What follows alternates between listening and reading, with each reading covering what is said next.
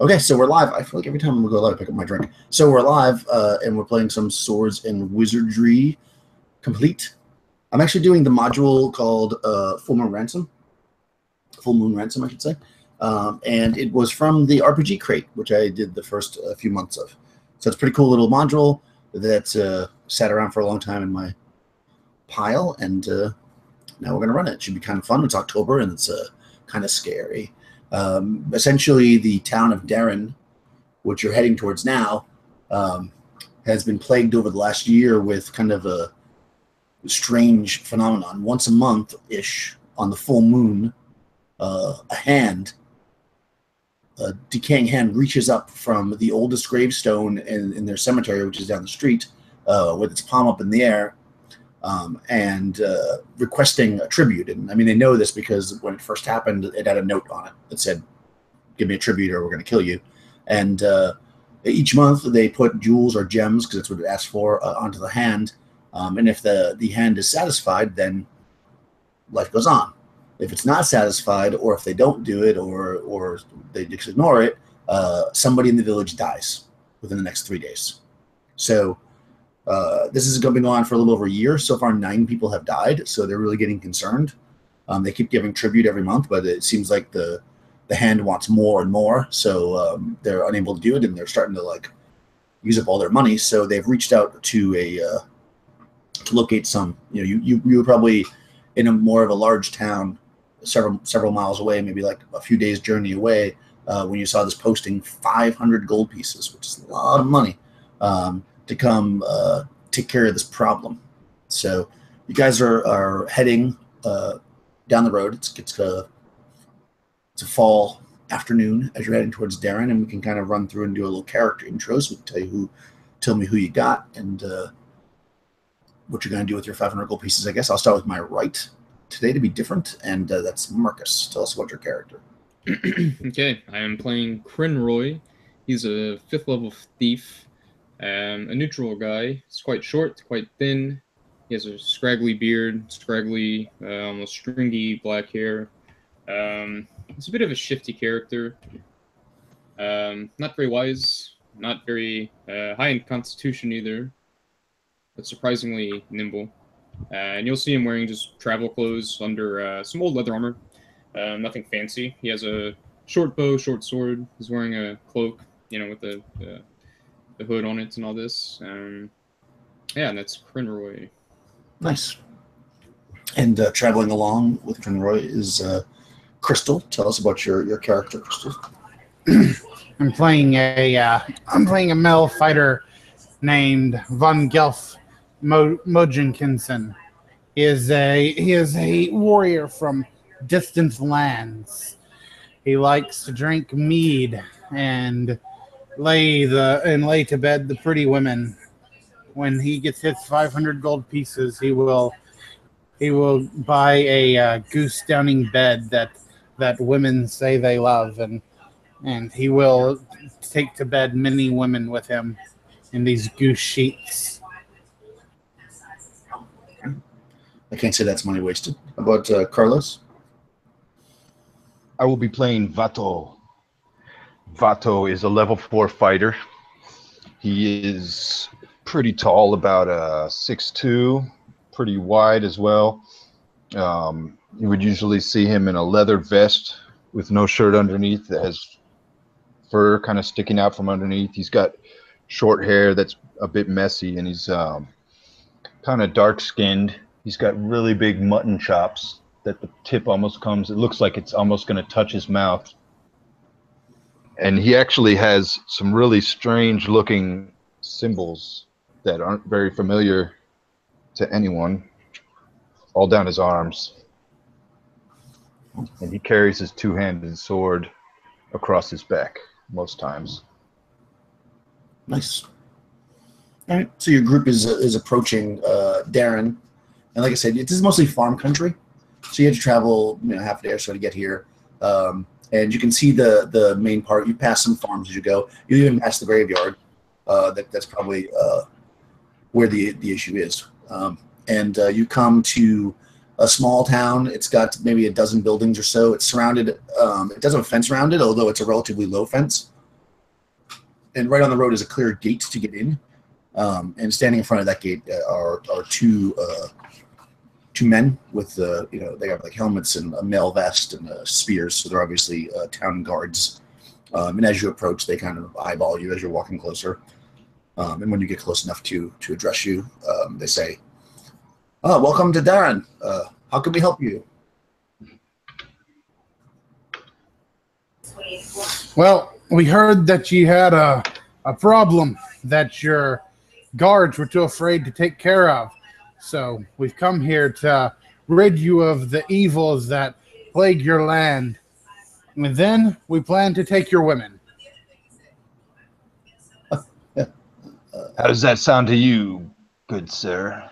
The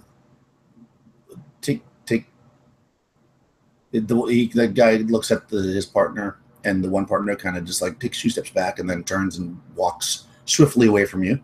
And the other guy stands there and he says, what do you mean take our women?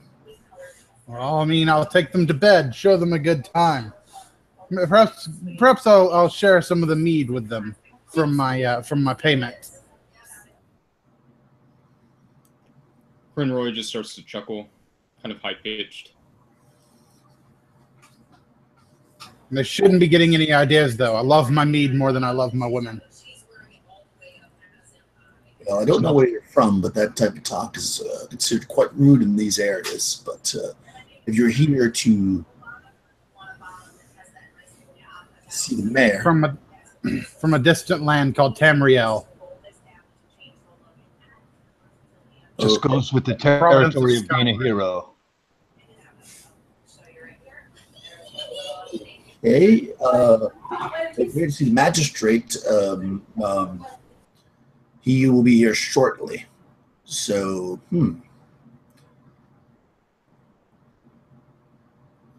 You've done this kind of thing before? Wouldn't have gotten all the way from Tamriel to here if I hadn't. I see. We destroy what's in our way.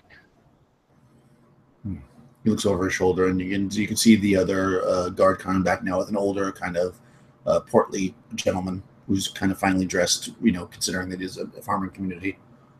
And he comes up and he says, welcome. You are the adventurers we seek, I hear. And the guard turns and he says, they intend to take our women, Magistrate. And they said, the Magistrate. I am Ulan. You are welcome here if you can help us with our problem. Although I will say we do not have women of the wedding age down, but we do have gold. Yes. Well, we've heard that you offer a lot of gold to rid your land of some evil which plague it. I mean, we'll be the ones to take care of that for you. If the pay be good enough, of course. If it be what we heard it is. He says, we are offering 500 gold pieces, which is a sizable sum, as you know, only because none of the villagers here will leave. This land has been in their families for generations, and we can't have people dying every month. We need to figure out a solution here. Are you holy men? You don't look it. No, I'm not a man of the cloth myself. Holy men, he says. Do you realize this is some kind of fiend or specter? Fiends and specters fall to spears just as easily, even better, perhaps, than that of prayer. If prayer worked, then why has your prayers not been answered? Perhaps your gods are off pursuing or being pursued themselves. Yeah, you can hear the murmuring of, because people have started to gather around a little bit, but kind of staying back away from you. But if a handful of the men kind of stopped working and are kind of listening, and You definitely hear that some murmurs after you say that. Like some people are definitely agreeing, and some people maybe not so much. I'm going to But turn my around. God, my God, Talos, he resides with me, and my spear resides with me, and that is all I need. Oh, well, that's good, Magistrate says. If you'd like, you could. I have some business to attend to. But if you'd like, the inn, he points down the street, the Lodge of the Frosted Falcon, is a great place to have some mead, as you seem to like, and perhaps to get a room for the evening. For the full moon will come tomorrow night.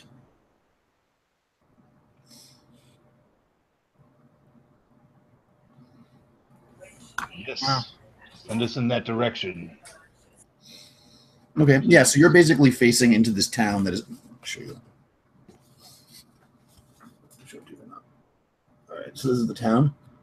You're basically right here at the bottom, and over to the left of you is basically the inn. It's like right there. It's not a very big town, as you can see. So he points. There's like a tree there. He goes, "If you go around there, I'll bring you." And he turns and starts walking towards it. And he kind of like walks towards the inn, like he's heading towards to walk towards the door. But then when he gets kind of close to it, he just kind of points, and then he goes the other way and goes towards the large house that's basically on the other side of town. And he leaves you there. Are we all on horse right now? Because I'm actually I have a riding horse, so Whoops. yeah, I bought a horse, Oh, nice. so I'm on a riding horse right now. Or at the very least, my riding horse was beside me. Okay, yeah. I mean, if you're on a horse, then there's definitely a place to tie it up next to the inn. Okay. I don't think. Did you guys have horses? I know Vados does not have a horse because I made that character. I do not have a horse. The inn is a little yard that you can put the horse in. If anything, I have a mule. That's possible. Yeah. Okay. Yeah. So you've been walking along, Vados, and they're riding their horses and mules. So you tie it up. I mean, you are like 4th and 5th level, so you could have horses, I guess. If you want to have a horse, it's fine. We'll say you have horses, just because it makes sense for everybody to have horses if anybody does. So, yeah, you can. There's a corral next to the inn, and when you go up there, there's like a teenage boy, and he sees you approaching, and he opens it up, and he says, "Oh, bring the horses in. We'll get them fed and watered." Thank you.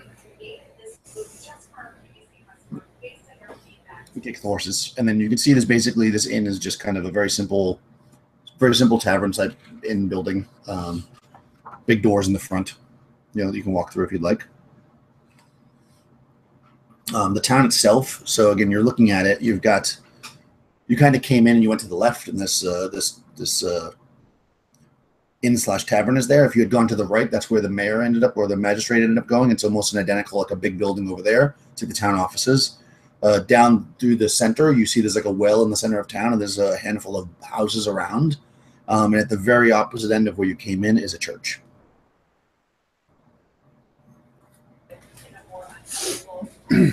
Okay. What's the? Go ahead. Oh no, I was just gonna ask, how far was the church from where we are? Just out of curiosity. The church? Yeah. Okay. Yeah, you can walk towards the church. Oh no, I was just seeing how far it was. I'm not Oh, necessarily. how far away it is? It's probably like 150 feet, maybe 200 feet away, max. Okay, cool. Yeah, it's a pretty small town. Yeah, and it's a big building. It's as big as, if not bigger than the inn. It's probably the biggest building in town, which probably makes sense. Yeah, that's a church. It is a church of Etu, E-T-U, which is the goddess of life. You guys would probably know that because it's kind of common knowledge. That's the kind of a standard. Most farmers and people that work the fields and work animals and stuff generally worship Etu. Okay. Does it look particularly wealthy of a church? Not particularly. I mean, not over the top. Yeah. Not at least not on the outside. It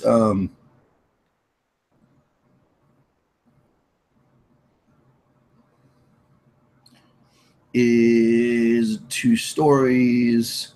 Yeah, it doesn't have any statues or anything. It's pretty simple. I mean, Itu is kind of a very simple goddess. The town itself, though, I mean, for a farming town, does seem to have a decent amount of wealth. Like, you can tell that by like the quality of wood that the buildings are made out of, and the fact things aren't run down, and you can see drop your animals off. There's some kind of nice animals here, so these farmers are definitely doing okay for themselves. I mean, obviously they're offering you 500 gold pieces, which is a town like this, that would be like, if it was not doing well, that might be a year's worth of money for the entire town. So to offer that for you is so readily makes you think that they probably have a decent amount of money here. Okay, yeah, I just wanted to kind of have an idea of surroundings, what we're looking at. Can we all assess that? Yeah. This town doesn't seem to be doing so well. Maybe we should ask 500 gold pieces each. That sounds more like it. Yeah, and if they don't give it to us, we could just take it, Just saying. Will insist.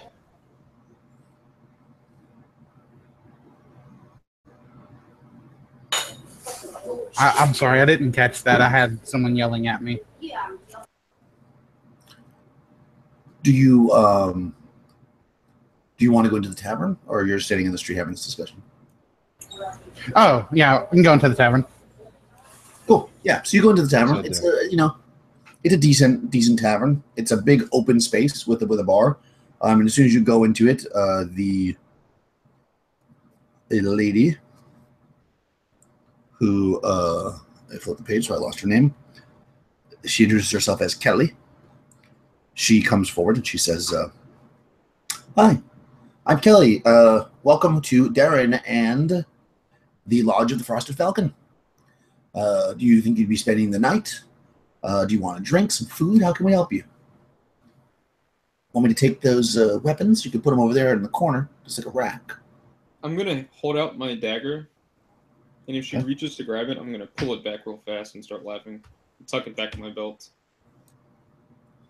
Okay. She goes, I'm going to say, why don't you take it from him? Haha. See if you can. Don't encourage her. I'm gonna like kind of back you two up. Whoa. Let's not be too mean to the lady. I mean, she may be willing to for a little bit of fun with us. What do you think, miss? And I'm gonna slap her ass. Oh boy, Crinroy just walks off. Okay. So when you do that, she like gives you a stern look, and she says, "It's a shame that you have to be going so soon." And then she walks towards the back of the room and she calls out, "Boys!" And from upstairs, 5 men come down with clubs. And they go, "Yes." And she says, "I think you guys are leaving." You don't want trouble with us. That's right, we don't. We're here to save your town. We're here to have some drinks. Well, you'll drink outside now with that kind of attitude, won't you? 2 of the men go back like into the room they came out of, and they come back out shortly after with crossbows. Is there any chance I could be standing behind one of these guys to where he wouldn't have seen me? But behind your compadres? Yeah, because I'd kind of walked off after the ass slapping. Yeah, you could be, I suppose. They're much bigger than you are. You want to hide behind them? Yes. Let's say just roll like a hide or something. Okay. To see if Let's see. My hide is 30, so 21. Yeah. So they don't, they maybe don't notice you because you're kind of behind them. Yeah. Okay. I want to, if I can, kind of walk up and put the dagger behind the guy's neck and just poke him. I don't want to stab him though. Oh, those guys. Yes. No, they're up on the top floor. Oh, they're on the top floor. Okay, I messed up. Yeah, I'm sorry. Regardless, I'll be kind of hiding, and then no daggering. Yeah. Okay. I thought you meant hiding, guys. Yeah. Okay. I'm gonna lean over. I'm gonna say to Vato, I may be strong, but I'm not stupid. There's no way I could get out of this alive. Yeah, you're right. Let's not be dumb and get ourselves in trouble before we even start.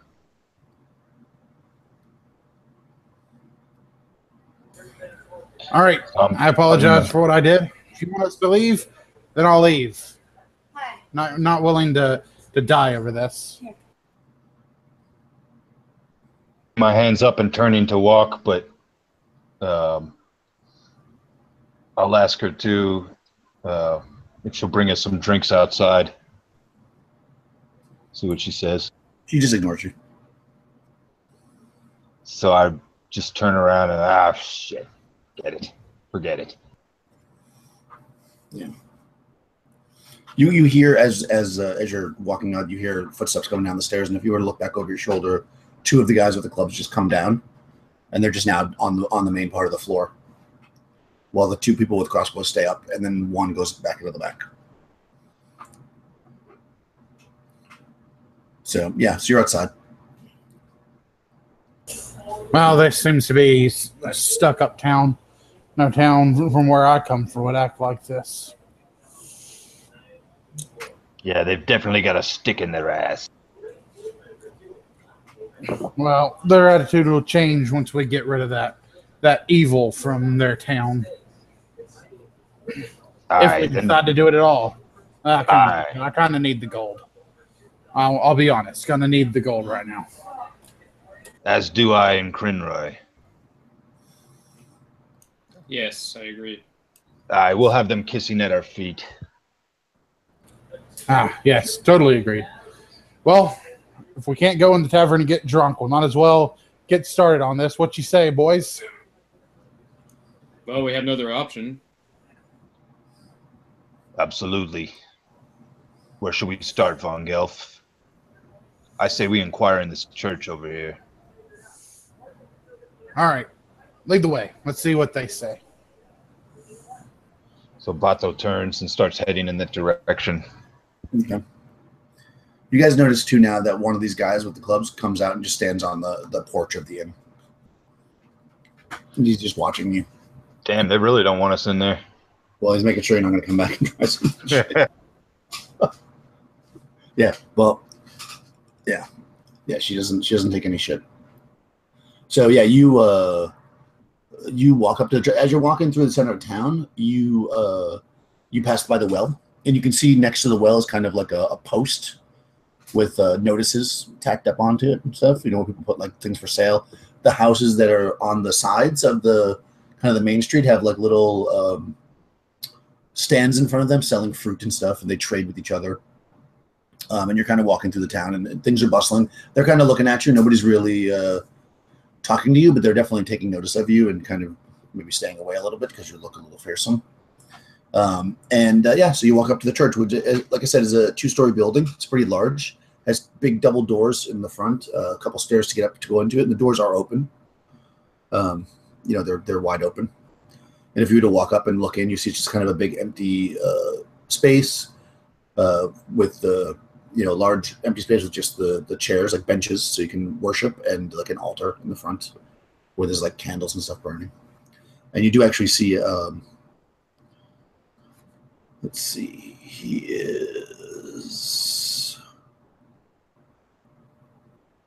you see a priest, you imagine, by the way he's dressed. He's a kind of an elderly guy. He's sweeping. And when you kind of walk up, he hears you and he looks up at you. And he says, "Oh, welcome. I am Trumus. You're free to worship." Hello, holy man. Sir Trumus. We're actually here to inquire to you. We have some questions for you. Well, we are here to rid this town of the full Moon Ransom. Do you know of that? Of course you do. It's terrible, terrible. Well, we thought maybe there was some way that you could assist us in maybe sanctifying the grounds once we clear the curse, making sure that it doesn't return. Something of this nature. Have you ever studied exorcism? No, nothing like that. I certainly could pray over the area, and I have, but it hasn't.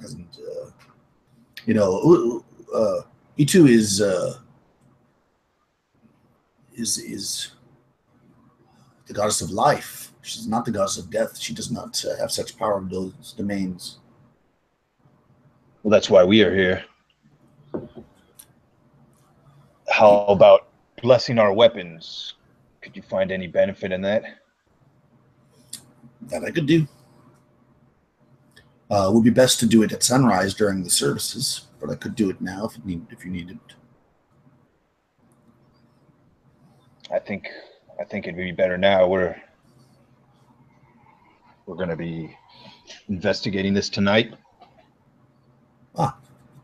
Okay. Come with me. He leans the broom against one of the benches, and he walks towards the front where there's a set of stairs, and he goes up the stairs. So I'll follow him, and I'll look to my companions to see if they're looking to prove what. I'm gonna see what they look like. If they're gonna follow me up or what. Yeah, I've just been stroking my beard as you talked to him the whole time, and upon hearing about blessing weapons, I nod and I'll follow along. Yeah, Crinroy's right there as well. If anything, just kind of playing with his dagger on his belt, but yeah, he's following. Okay. Yeah, so you guys get up and you see the top floor of this place is actually it's almost like a roof. It's basically open. It's like an open deck where there's lots of plants and flowers and stuff growing. And there's also another small altar there.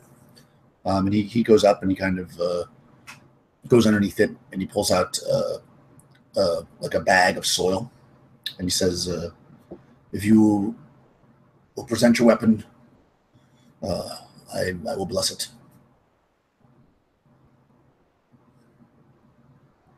Vato pulls his two-handed sword out and presents it flat on his hands out to. So he takes some of this soil, and he says like magic words. He sprinkles it along the blade. How many weapons can you bless? I say, as I obviously have quite a few weapons on me. Yeah, he blesses. He finishes. He looks at you. He finishes what he was doing, and he says, he looks at the pile of soil he has. He says, probably not all of them. Sorry, I didn't mean to interrupt him. I meant like when he was done with his, and I. Yeah, so he says probably not all of them because he just has like a little thing of soil, and he says, lay them here, and I will try. Tell you what, my spear is my most valuable weapon to me. So I'm just going to take that off and lay that there. Okay. He then again takes the soil out and he starts doing some prayers over he's sprinkling the soil on there. And then he says, okay, it is your weapons have the blessing of E2. Remember, she is the goddess of life. Then he kind of notices out of the corner of his eye, Crinroy. He's like, are you a religious man? It depends on how you define religious, priest. Do you believe I have my gods. Do you believe that E2 could help you? Do you believe E2 could help me? I believe E2 helps the righteous. Well, that is yet to be seen, priest. And I wink.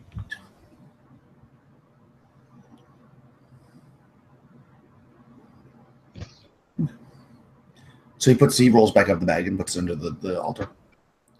I turn away, my cloak kind of pulling it up against me, tightening it a bit. Okay. Has this goddess Ichu ever brought in the dead back to life? No. She's the goddess of life in the fields. She gives us great crops. Deren is known for many generations to have the best crops in the land. Very good. Mm-hmm. So he says, beware of evil spirits. And he points, because you're kind of on a deck, you can see, he kind of points in the direction of where the graveyard is. He kind of points it out to you. He says, nothing good can come of the dead rising. Nothing. Is there any way, holy man, that you'd be willing to walk with us over to the graveyard and maybe, if you do know, show us which grave the ransom is placed at, where the hand protrudes? Yeah, he says, he kind of looks around and he sees that it's like afternoon and it's not like he's got a little bit before it gets dark, and he says, yes, I can do that. Come with me. And he then goes down the stairs, walks to the front of the town. He basically is walking, assuming you're following him. He walks out the front gate and down the road a bit to where the graveyard is. And you get to the graveyard. It's basically got like a nice brick wall around it. It's a rock wall, rather. It's got some gates that are closed. He just opens them up. They're not locked or anything.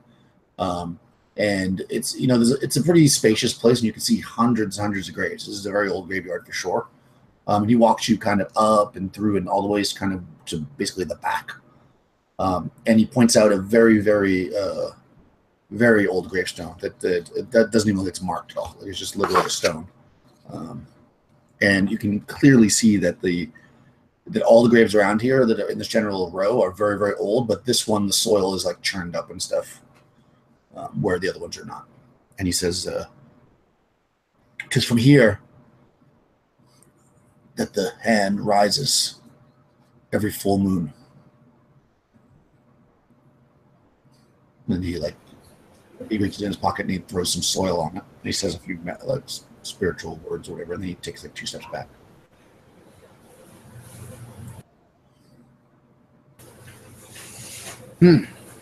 I have a shovel.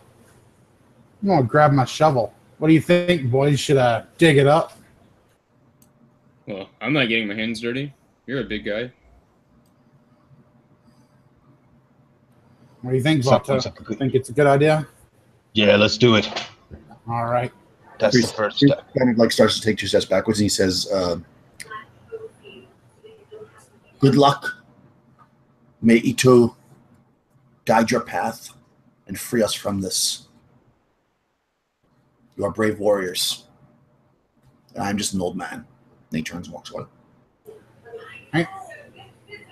I wonder where that holy man got that soil. Probably some blessing or something. You know how men of the cloth are. Well, let's try this. I'm going to slam my shovel into the soil and begin digging if I can. Okay, so save or die. No, I'm just kidding. All right, so perfect. So you start to dig the grave up. Nice. Graveyard on the hill. Boom, boom, boom. Yeah, so you were able to dig it up. Like I said, it's recently churned up. So, in fact, it feels like that it's actually been dug up at some point because it's pretty easy to dig. And you only go down like maybe 2 feet, and you hit a casket. Like, you definitely hit it. Very shallow grave. Mm-hmm. Not such a good thing. Where I come from, shallow graves. That means someone was perhaps buried here prematurely. What do you think? Shallow graves aren't a good thing where you come from, are they, Vato? No. Either, like you said, it's either hastily plotted, or maybe the person themselves was dishonorable. That's been my experience with shallow graves, men that did not deserve the proper burial. All right, well, let's pull it out. I got a crowbar, so let's pull it out and we'll pop it open. Yeah, so if you're able to clear off the top of the grave pretty easily, grab the top of the casket, you definitely see that it's a really nice casket. It's very ornate, although old. And yeah, it's actually open. I mean, you can open it while it's in there, or you can pull it out. You want to pull the casket out? I mean, you can definitely open it. I mean, it's not a problem to open a casket, but you want to pull the whole casket out because that's kind of Probably can. I guess I'll just pop it open if I can. I mean, there's 3 of you, right? You can probably pull it out. I don't think it'll be a problem. Yeah, let's pull it out, and we can then see what's under it too, if there is anything. Yeah, that's a good idea. Cool. Good idea. Yeah, let's do that. So what's everybody's? I have some rope here, so we can. Oh, okay. If we each have rope, if anyone else has some rope, we can put some rope under the bottom at the top and some under where the feet are, and that way we can each pull out and pull it up. Yeah, I got rope for what it's worth. Oh, nice. Okay, yeah. So you're gonna use like science. So yeah, that'll definitely work. All right, good. So you apparently Von Gelf has not just put men in his grave in the sense of like killing them, but also like properly laid caskets down. So yeah, you pull it up, and with little problem. I mean, you're strong guys, and you lift it and you put it off to the side. It actually feels pretty light, considering that it's a pretty ornate casket. You don't hear things moving around inside of it or whatever. But when you do lift it up and you put it to the side, you notice that the ground underneath it, there is a tunnel.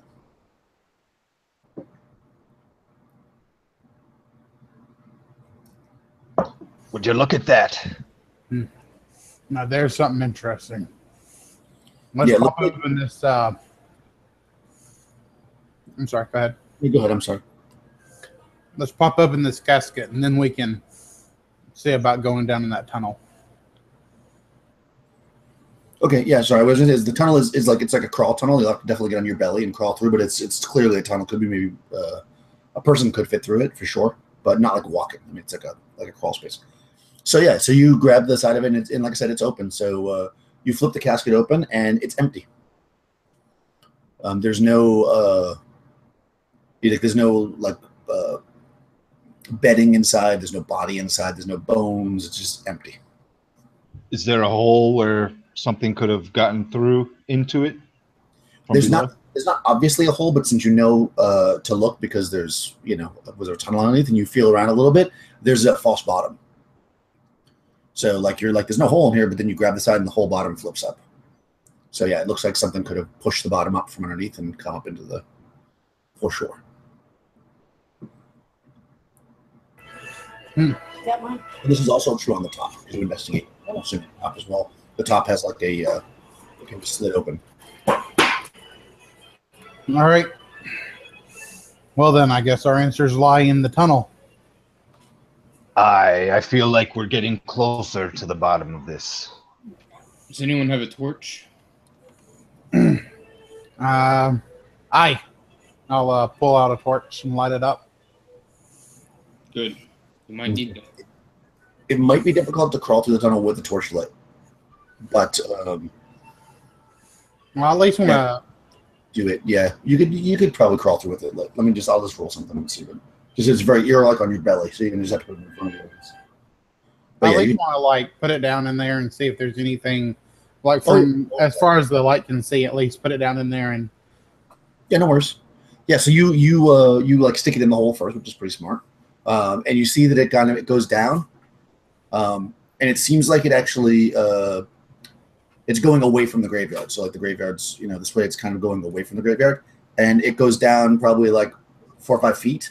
And then it like flattens out a little bit, still going at an angle, but then it starts to go away. So you stick it in as far as you can with your arm. You don't see anything except for like the dirt is matted down, like something's been crawling on it or pushed it apart or whatever. It's that kind of thing. It's not like super loose, but it's definitely loose earth. It's not like a stone tunnel or anything. So you'd have to go. I mean, it would make sense to go. You could do either way, but it would make sense to you either have to go head first and like stick the torch in front of you and kind of crawl on your belly. Or you would have to go feet first and kind of like slide in your butt through. You can do it either way, but you can't like crawl on your hands and knees. It's like you're literally going to be flat. And so you said it goes down about 5 feet, and then there's like what, a drop off? 5 feet. Then, well, it goes down not straight 5 feet, but it goes down about 5 feet. At a very steep angle, and then it goes down more. Yeah. Oh, okay, I see what you mean. And down where it goes. Can I tell if it gets higher? If it gets higher or anything, like if the ceiling gets to where I could crawl, or not as far as you can see right now because of the angle of it all. You can't see can't see beyond it. It goes at least the distance of, the angle. It's not just how far the torch can light, but also the angle. You can probably see that 10 feet into it. It looks like it stays flat. I'm gonna hand one of the men my torch. I'll hand it to Crenroy, since he was the one talking about a torch. And I'm gonna say, all right, I'm gonna go first and let you know how tall it is, and I'm gonna go in through with my feet first. Okay, so you're like on your butt, like you're on your back, and you're gonna like slide. Yeah. Okay, makes sense. And then that way, if I need to get out, they can like throw a rope down to me or something. Okay. So do you want to go a bit and then call back to them, or are they going to go right behind you? What are you guys doing? I'm asking, just to make it clear, I'm asking you two to wait, and I want to like crawl down just that 5 foot like slope, and then like when it gets to the flat ground, I'm going to see if I can stand up or anything. Mm-hmm. Yeah, you can't. I mean, that's fine. So they're waiting for you. Yeah, you get down, and no, you can't. You get your whole length of your body kind of past that angle, and you can kind of try to put your knees up or whatever to see how deep it is, and it's still pretty flat. I mean, you're kicking out in front of you with your feet, and you can feel that it goes further, but you don't. It doesn't feel taller at any point. Not within the first 10 or 15 feet, anyways. At least as far as you can tell. Well, yeah, at least 10 feet you can tell because your height and everything. Okay. All right. Can I crawl back out now, or will I need a rope? All right, I'm going to crawl out and crawl up, and I'm going to let them know what it's like down there. That it goes down and then it's flat, but it's still like we're going to have to crawl on our belly or something. So I figure what we could do is maybe the smallest among us we can tie a rope to that person and let them go down. And if they need out, tug on the rope and we'll pull them out. I'll hand you the torch and say, "I'll go. I'm small." All right. You want to tie this around your waist or around your leg? Waist. How do you want to go in there?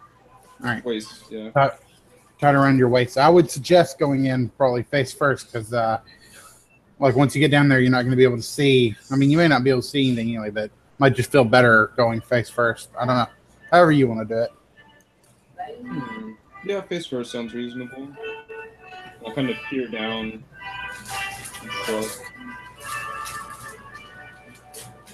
Okay. All right. So yeah, you like kind of slide down on your belly, and you're kind of going in there. And once you're in about 10 feet or so, it's pretty dark. There's no more light really kind of creeping to you because of the angle. And yeah, you're moving forward, probably going. You move a little bit, you stop, you kind of get a sense for where you're at. It doesn't go completely straight. Like it definitely like turns a little bit here, turns a little bit there. So it's not like a perfect line. Doesn't make any like really sharp turns, but it definitely is kind of like a little, imprecise as far as the digging, possibly to avoid, because you actually feel as you go by like areas where there's like a rock in the ground or whatever. So whatever dug this kind of went around the rocks and stuff.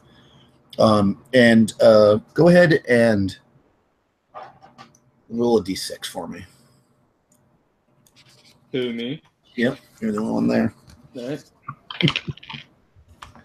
I don't like rolling the d6. Always mess up. I got a 5. 5. Okay, perfect. Yeah, so you're able to make it down pretty far, actually. You get all the ways. You guys might be even getting a little concerned because it goes pretty far. You actually go all the ways to about 25 feet. And what you feel, the narrow tunnel ends. You feel hard, like it open. You feel it open up, like you can like kind of feel it coming in, like almost through a wall. Like if you reach around, you can feel the walls of stone around you, and the floor in front of you is stone, and you're like reaching, and like there's nothing out in front of you.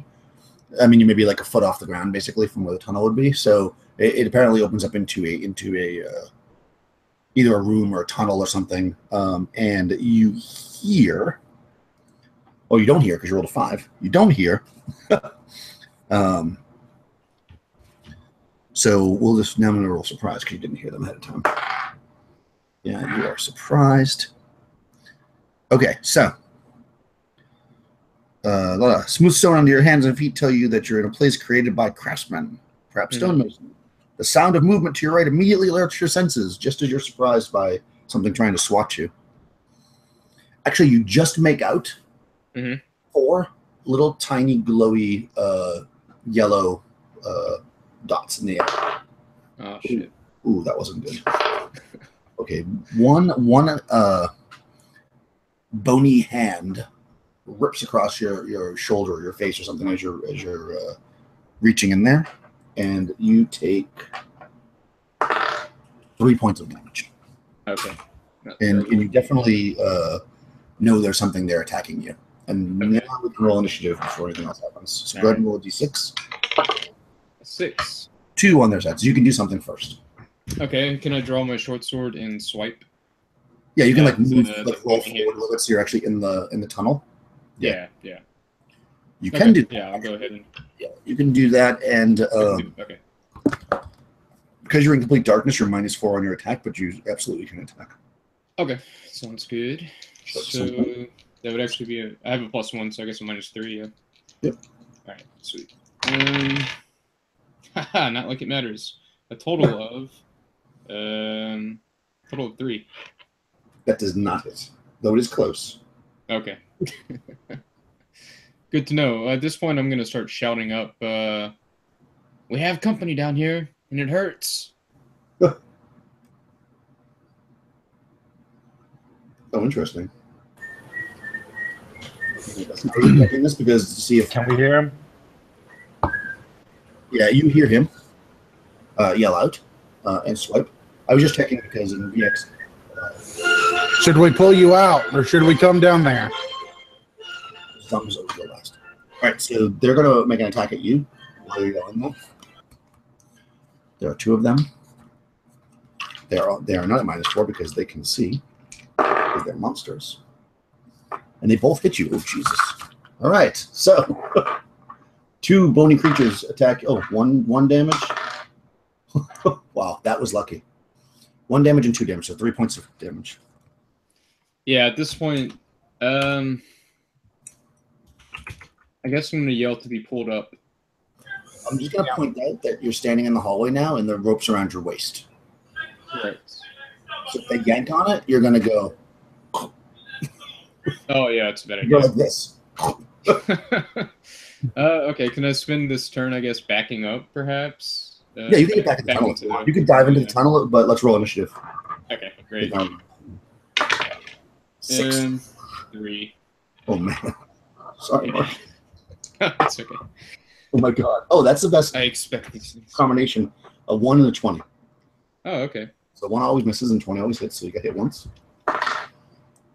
Oh, 8 points of damage, though. All right, I'm down to 2 HP. At this point, yeah, I'm going to start You're being... hugging on the rope. Yeah. Pull me up now. Yes, you dive in and they can pull you up, and it's like a... And I'm going to drop... I don't know if my sword would... Shit, would I drop it? Like put it behind you or something. Do what? You could probably put your put your arm behind you or something. Okay, yeah, sounds good. If you want to hold on to it, I'm saying. Yeah. Yeah, it's fine. That'll work. Yeah, I'm gonna say they can't get to because it's such a narrow hole. They can't take another swipe at you, especially with those guys pulling. You guys are pulling. Okay, yeah, I hope they're pulling. Yeah. As soon as he yells to pull, I'll start pulling. Yeah, so you're pulling them up, and you probably feel them like reaching, grabbing towards your feet, but they don't follow. Okay.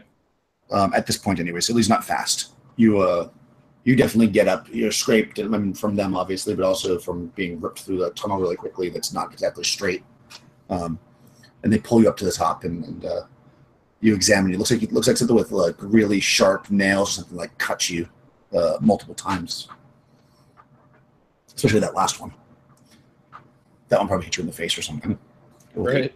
Yeah. So yeah, So yeah, so your friend pops out, kind of beaten a little bit. It was hell down there. Definitely not empty. And I'm like, I'm probably about to pass out. Yeah, I'm at 2 hit points and I'm bloodied and I'm taking that rope off. All right, well, toss my sword on the ground. let's see if they'll at least let you stay at the end. Well, but I'm going to talk to you as I'm getting the rope and stuff off of you. Could you stand up eventually? Like, how far down did you have to go? Oh, it wasn't terribly far. It was about 25 feet down, and then into this little hallway or passageway. So dark, though, I couldn't really make out any details, and I was attacked basically immediately. So we need to think this one through. Could you make out how tall they might have been, judging from where their eyes were? Taller than me, for sure. And I look up to you as I say that. I tell you what, you two might have been with me, but maybe they'll let you stay at the end. I'll stay here and guard this tunnel in case anything comes out. Maybe without me there, they'll let you stay at the end for a while. Yeah, I hope so. Don't touch any of the bar mistresses again. Maybe they'll let me. I'm not even going to go with you. I'm going to stay here and make sure nothing comes out of this tunnel. Vato, and take Crinroy over to the end. Maybe they'll let you. Maybe they'll let you in, since you two weren't too out of hand or whatever I was. Sounds good. Yeah, they didn't really like when you smacked her ass, but I liked it. I liked that. Well, usually they like it. Usually they really adore that kind of thing. But this was one of the weird ones. Yeah, it's one of the religious ones, probably. You know how the religious ones are.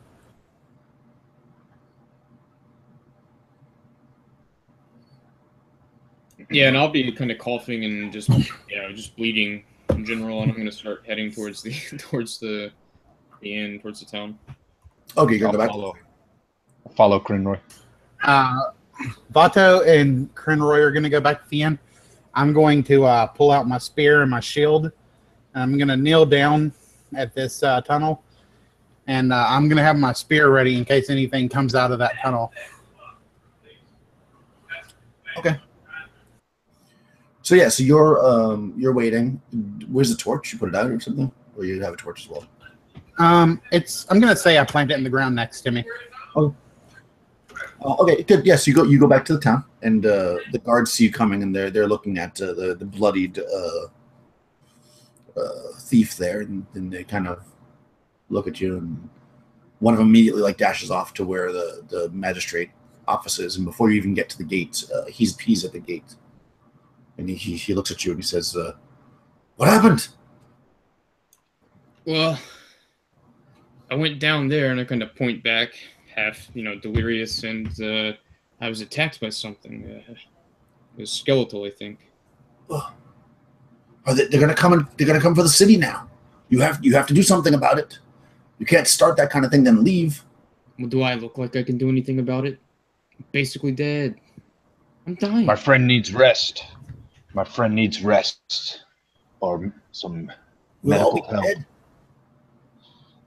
We are guarding the pathway to where these fiends lay.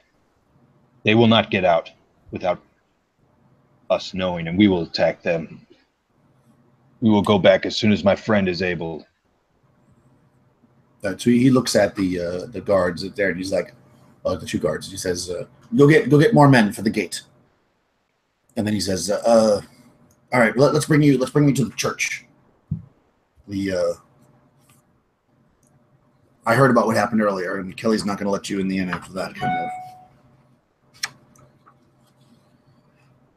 stuff."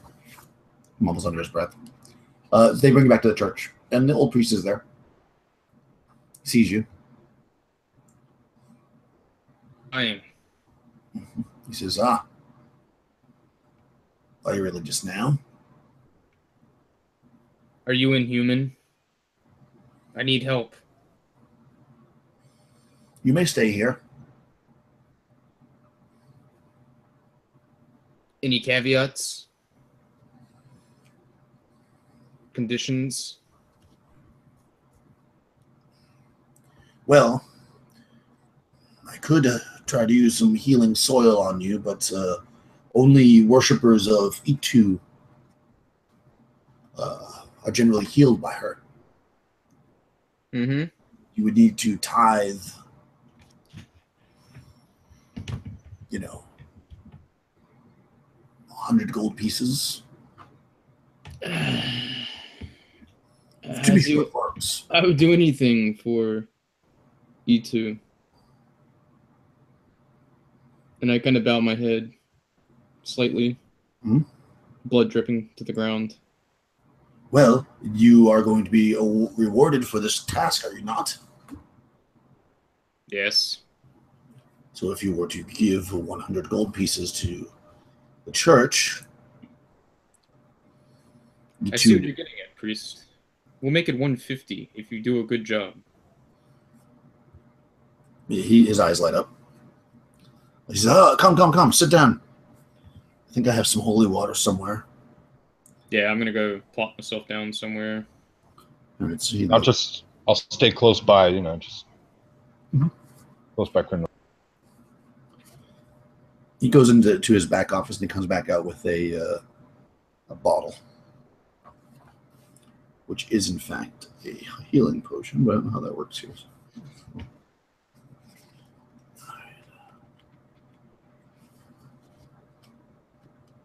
So he says,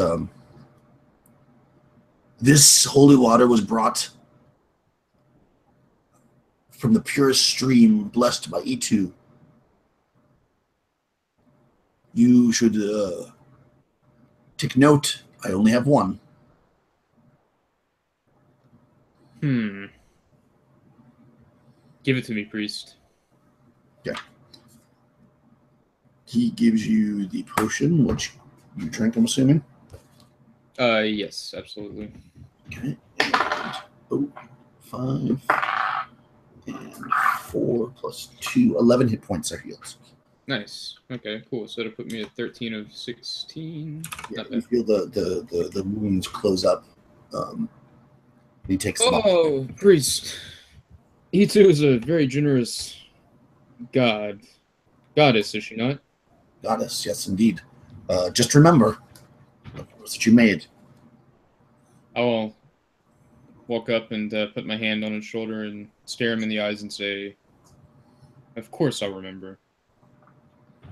And I'll give him a, nice looking smile.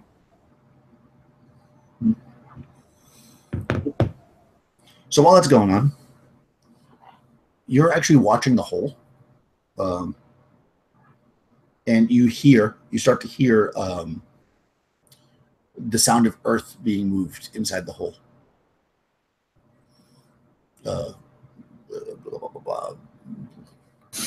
right. And on golf. All right.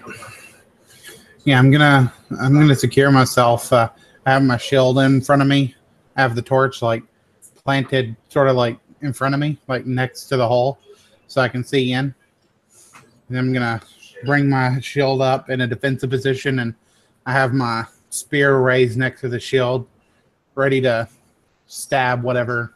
If I see any green eyes or anything, ready to stab at it. Okay. Yeah, so you hear more kind of crumbling, and then some dust comes up, the tunnel is basically collapsing a little bit.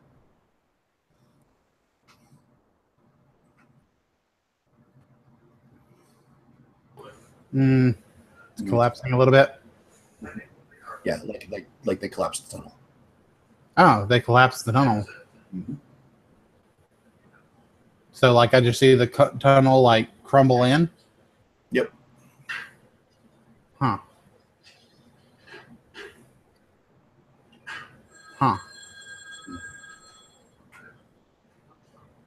As the sun starts to set, your torch is probably over.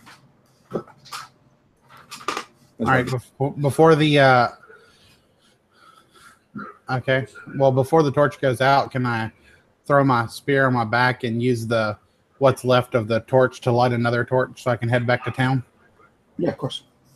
All right. Yeah, so it's getting darker, and your torch is starting to sputter, so you relight another one and head towards town. That's what you want to do? Yeah. You can do that. And let's see. So, as you start to approach the front of the graveyard. Oh, actually, I'm surprised, but so are they. So there's a little like a moment, and you see 3 very, very, very rotten-looking people, we'll call them, crawling out of graves right near the gate, kind of between you and the gate. Like you're walking towards the gate, you see them kind of come up, and they see you, and you see them, and you're like, that round goes by, and then initiative while they try to eat you. Okay. You got a 1. Let's see. Let me.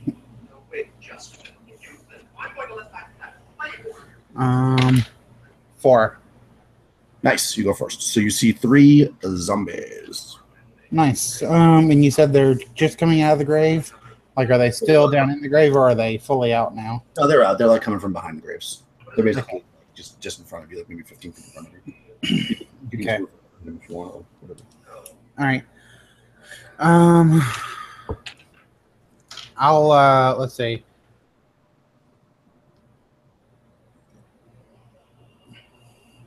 I put my spear out, but I never put my shield away. So I'm gonna say I still have my shield out.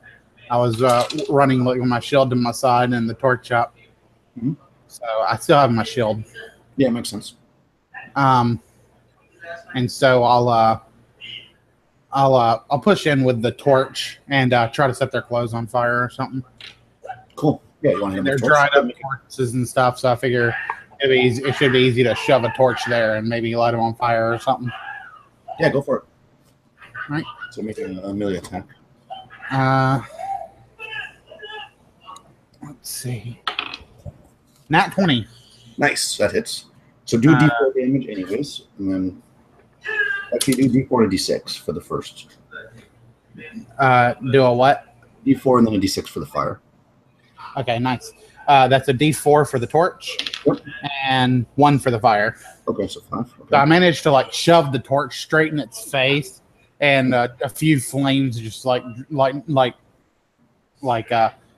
dribble off onto its clothes. Okay, so I'm gonna do a thing that the guy did when I played with them in Gen Con. So to see if the torch lights him on fire or not, roll a d20, and I'm gonna roll a d20 like opposing, and if you beat me, then he's on fire. Ooh, 18. So roll high. 12. Okay, so he does not light on fire. All right. This time. Okay. So yeah, he took some damage. He's zombie-ish. His eyes are glowing, and the 3 zombies are gonna try to grab on you. They're like reaching out with their bony fingers. Wow. 2 natural ones. Nice. And natural 30. But still, that's good. Only 2 points of damage. Okay. So one of them manages to come around and get a little slice on you as you defend one off with the shield. The other one, you got the torch in his face, probably so he can't attack you. So the other one scratches your arm. Nice. That's that round. So initiative. 5 on their side. 6. Nice. Go ahead. All right. So let's see. So there are 2 that are up around me, and there's 1 I have a torch in its face. Yeah, there's probably like 1 on each side of you and 1 in front of you or something like that.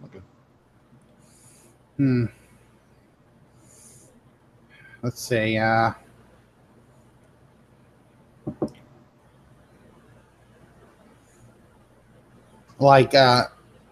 Could I maybe I don't want to get the chance for those 2 to grapple me again. Is one thing I'm thinking, but they're probably going to get a chance anyway. So I'll just try and kill the one that I already have on the ground. Okay. So I'll just slog at him with the torch. Oh, I only rolled a 5, so I miss. Okay, I'm gonna say. Well, you already have the torch on him, so I'm just gonna say if you keep the torch on the one guy, you'll just auto damage him a d6. Okay. Yeah. So give me 5 damage. 3.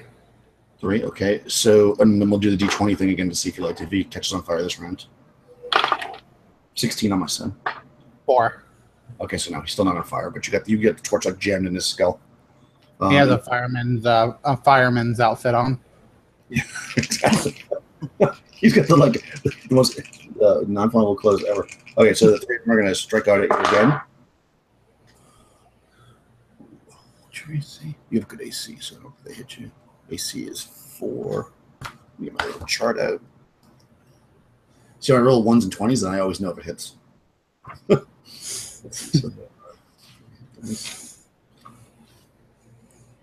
So in order to hit you, they need a 12. And they missed twice and hit once again. Same thing. The one that hits you does 3 points. So you get scratched again by probably the same zombie. And let's do initiative again.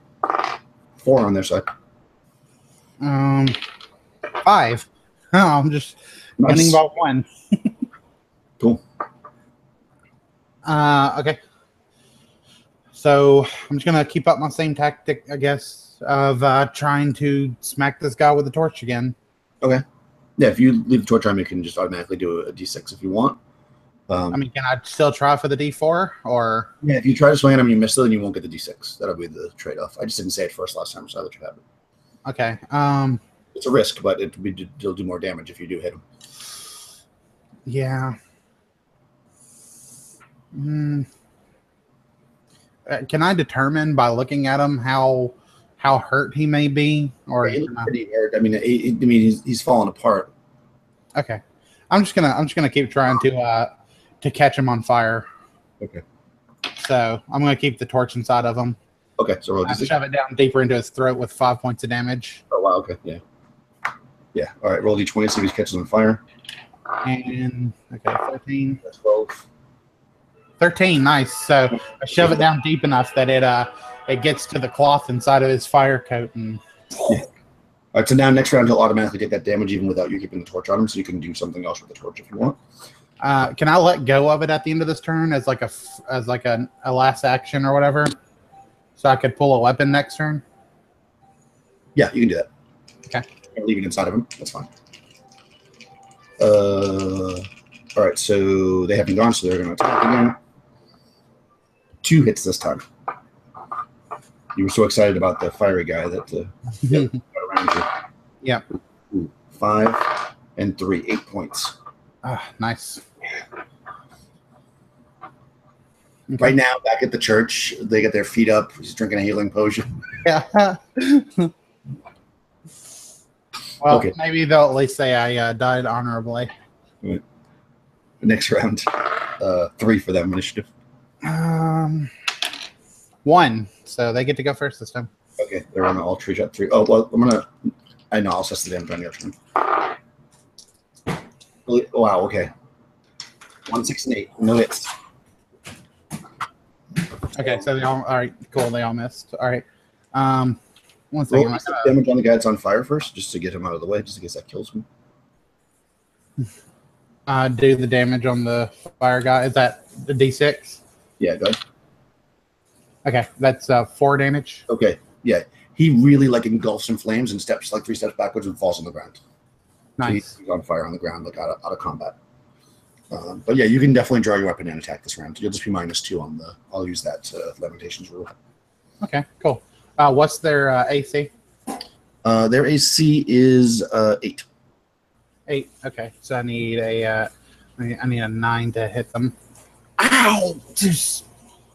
I mean, I need an 11 because modify -2, so I'll need at least an 11. And I rolled a nat 1, so I pull out my axe and I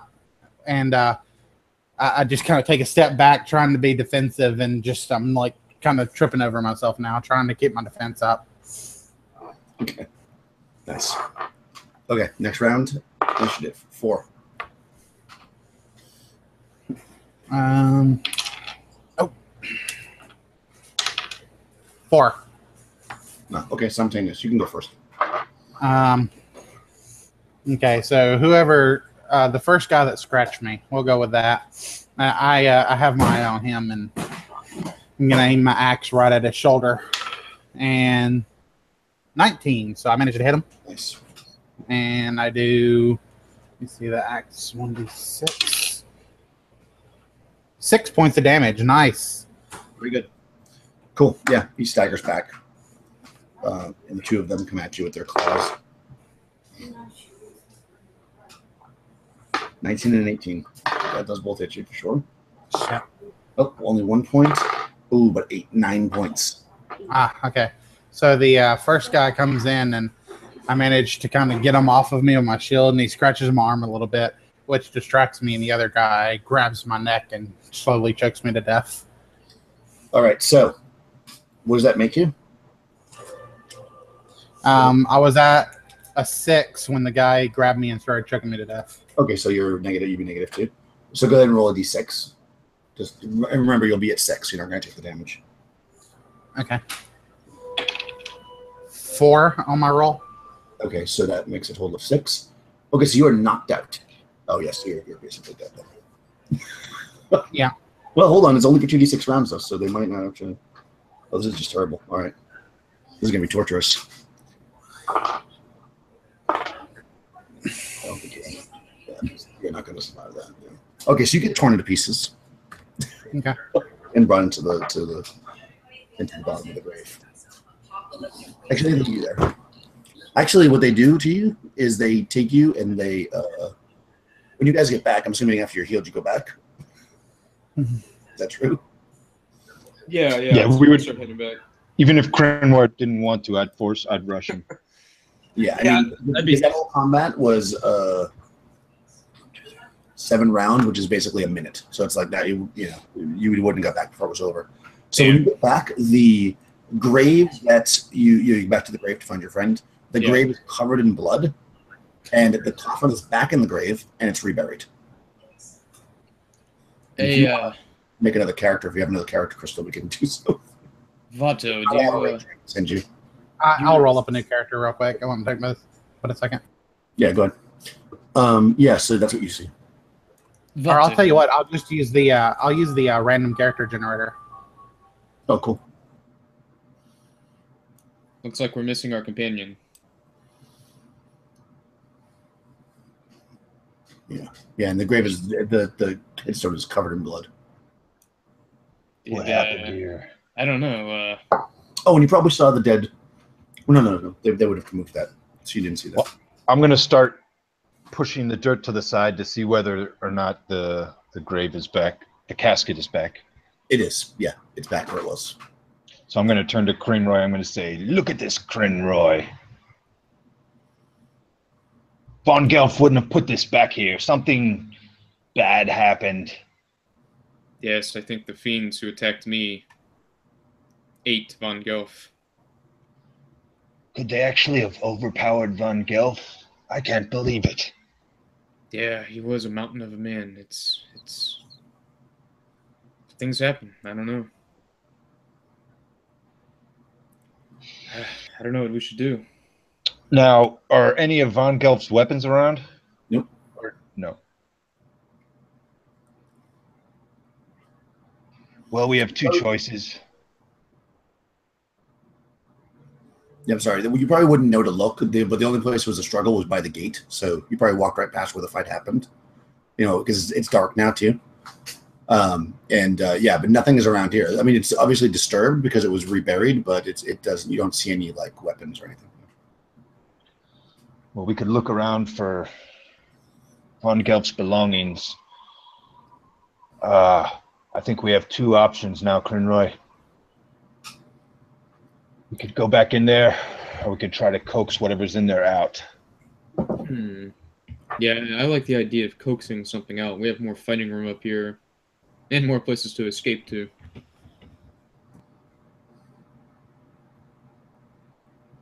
Now, is there a full moon tonight? Or? No, it's tomorrow night. Tomorrow night, okay. And we would know that for sure, right? Yeah, they told you that it was tomorrow night. They told us, okay.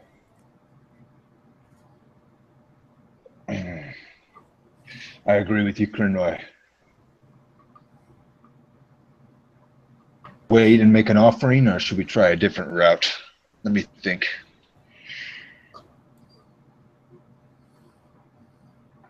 So I'll say too, just so it's clear, when you climb down, I mean, you were like surprised by these things. There's definitely room to fight down there, but you were surprised. Okay. So if you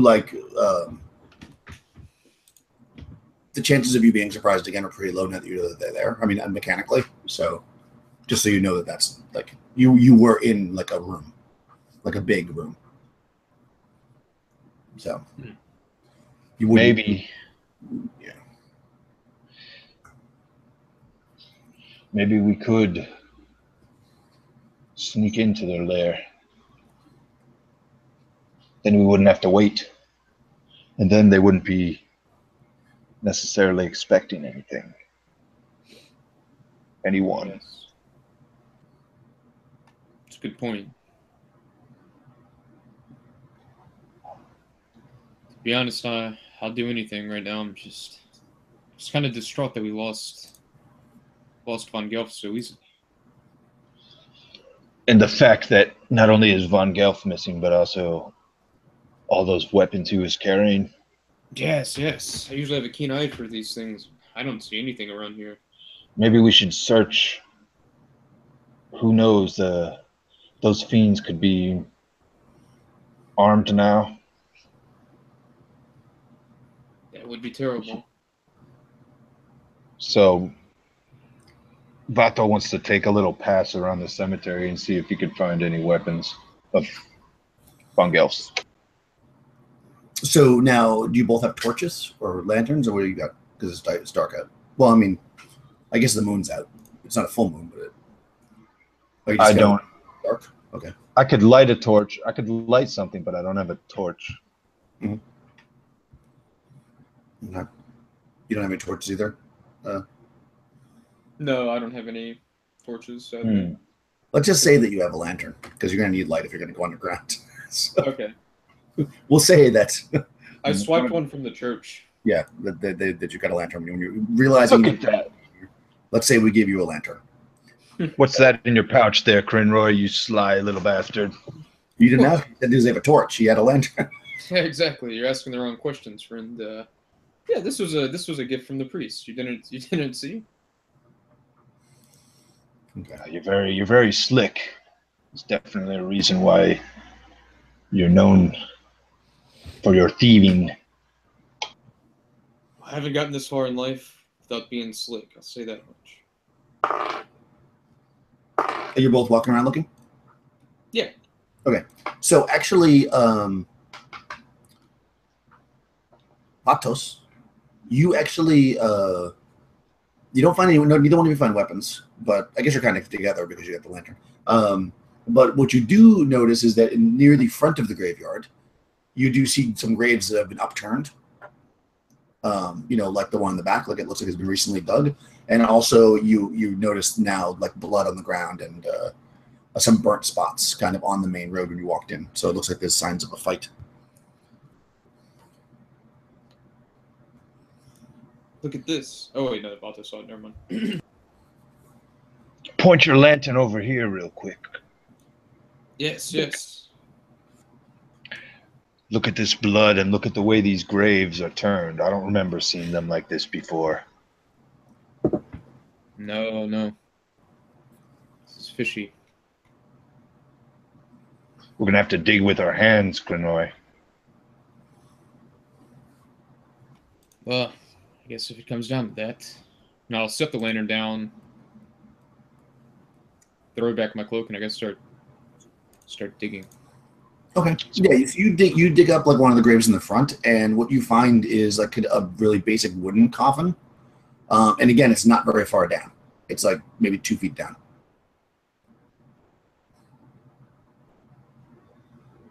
So if Crinroy is still holding the lantern over, or if he picks it up and holds it over, I'll open the casket and see if there's a false bottom that we could sneak through. As you open the casket, and inside you see Von Gelf's head and his axe. Oh! I reel back for a second. I'm surprised as hell about that. Look! Ugh. I've never seen such a sight. I can't look, and I'll turn away. The poor bastard. Wait, how could this happen? Is his coin purse still there? It's only his head. I don't see it. Oh, this is such a shame. Unless you want to pull coins out of his ear. Oh, not I on mean, this one. Don't gonna make light pick of the up- situation. Vato, don't make light of it. Yes, you're right. This is very, very wrong. I'm going to pick up the axe and I'm going to kind of move the head to the side and try to open the bottom. Yeah, there's a false bottom again and a tunnel. This one's a little bit bigger, but still you'd have to crawl. But now you can probably crawl like on your elbows, like this is supposed to be flat. It looks like it goes back towards where the other graves were. I have a new character. Whenever you're ready. Okay. So what is your new character doing that they're walking down the street with? Well, I rolled fairly freaking well, so I actually have a cleric. Well, maybe they heard us when we got shocked at seeing Von Gelf's head. Or maybe you arrived at the church shortly after they left. Yeah, that's what I was thinking. Like maybe since this town has sent out a distress, maybe the larger church of Inu has sent a cleric of their own to investigate this matter. Okay, that sounds reasonable. So yeah, you guys are basically digging a grave or pulling the bottom off of the bottom of a casket when you are approached by. You're approached by a woman wearing large, shiny plate armor with a holy symbol imbued to it. And if you looked upon the holy symbol, you would probably recognize it from the church. And this woman with long blonde hair, looking at both of you as you're kneeling in this grave, says, why are you defiling that grave? Speak now. Oh boy, who are you? The priest in you? My name is Eden Blackwell. I've been sent by the Church of Inu to investigate the corruption of the grave in this town. You see these gravestones over here? What were you saying, Kringroy? Oh no, she's just in the right place. You are in the right place. But let me tell you something. Take a look at these graves. These are sacred plots. These are not graves. These are passages.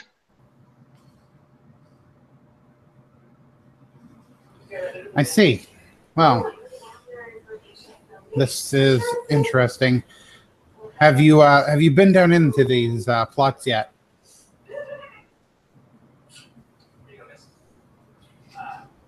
Yes. One of our friends was killed. Here's his head. Look. She'll say a small prayer, and she makes a symbol of the sun around herself. Well, I'm sorry this happened to your friend. Perhaps we can find his body and lay him to rest properly. And Von Gelf here was actually the first one to explore the tunnel. He was brave enough to crawl down inside. Well, may Inu bless you. What did you see down in those tunnels?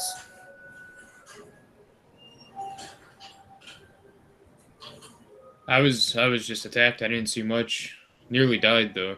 Thankfully, your priest he helped me heal. Yes, the priestess, the priest and priestess of Inu are very grateful with what the goddess has given us. Not grateful enough, I mumble.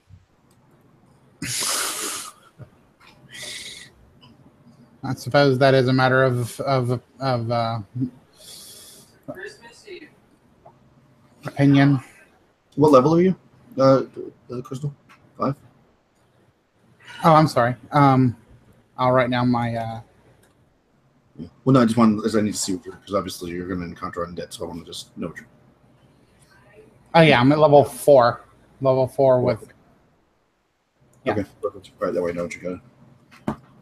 Because not all of these are like. And I got a 15 dex, so I lower my AC by 1 because of that, and I have plate on. Very dexy. So this is my AC. Nice. You shall be hard to hit. Yeah. All right. Cool. So what's the plan? So do you think that we could perhaps the church has some old plans around here? If they are coming up through the graves, perhaps there's a larger crypt around here. Maybe we won't have to crawl down through that tunnel. Or a large temple that they know of evil. I'll just save that going back and forth. There's not. They don't know anything about it. Okay. Yeah. Fair enough. Okay. Well, I have 6 torches here, so let's light one up, and I suppose we should all go down there this time.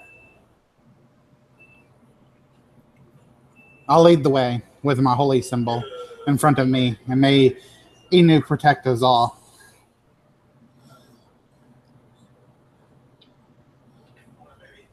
Okay, so you're going to crawl down the ones in the front? Or are you going to go back to the original one?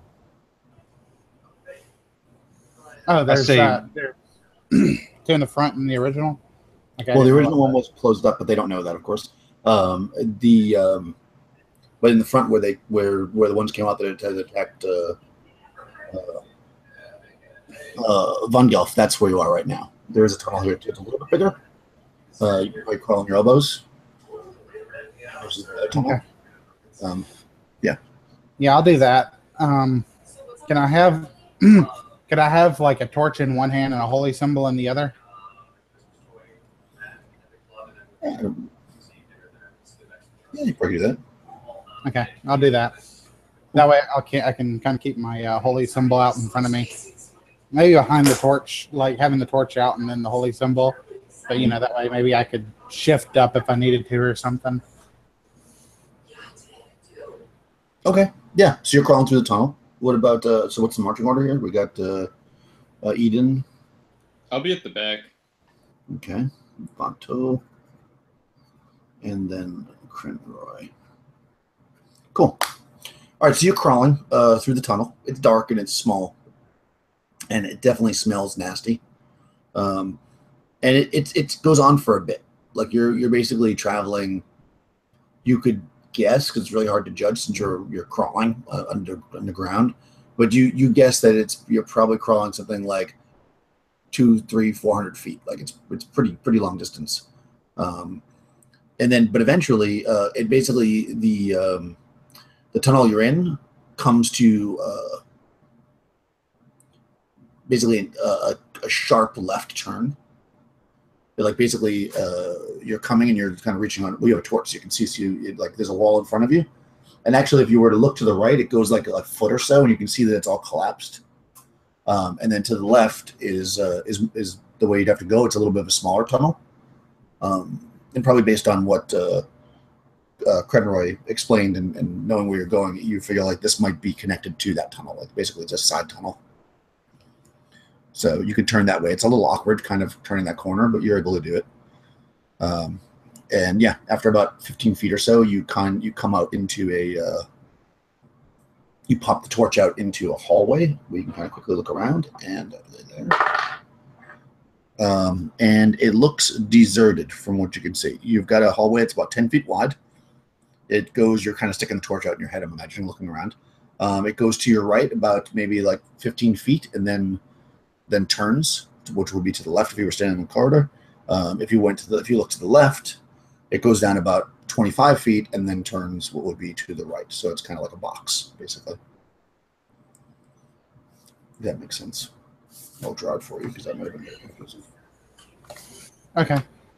You kind of get the... Yeah. So it goes like this.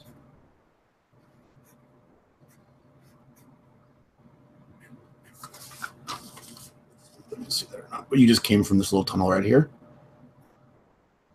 And you're looking at this. These are tunnels. Okay. Make sense? Makes sense.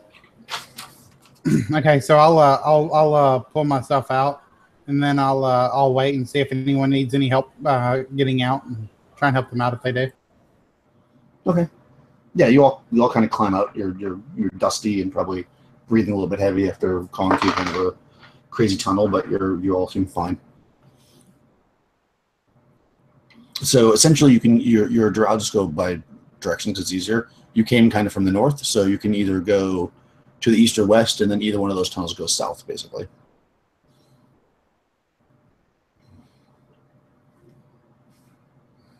What do you two think?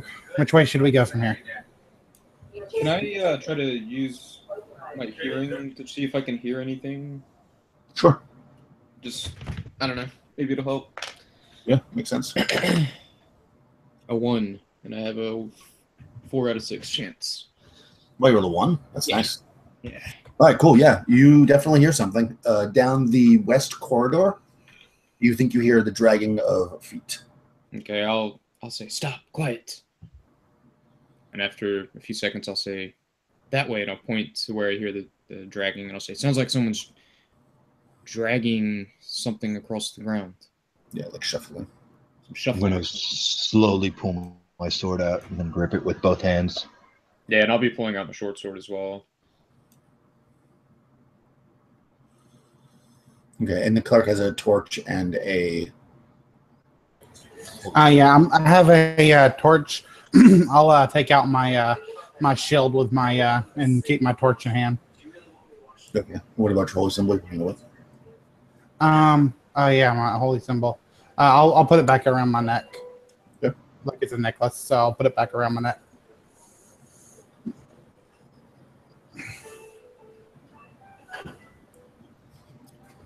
All right. So you hear they don't seem to necessarily be coming towards you or away, really. They're just kind of like there. What do you think? Should we go down there? I'm ready to go down there and deal with these undead personally.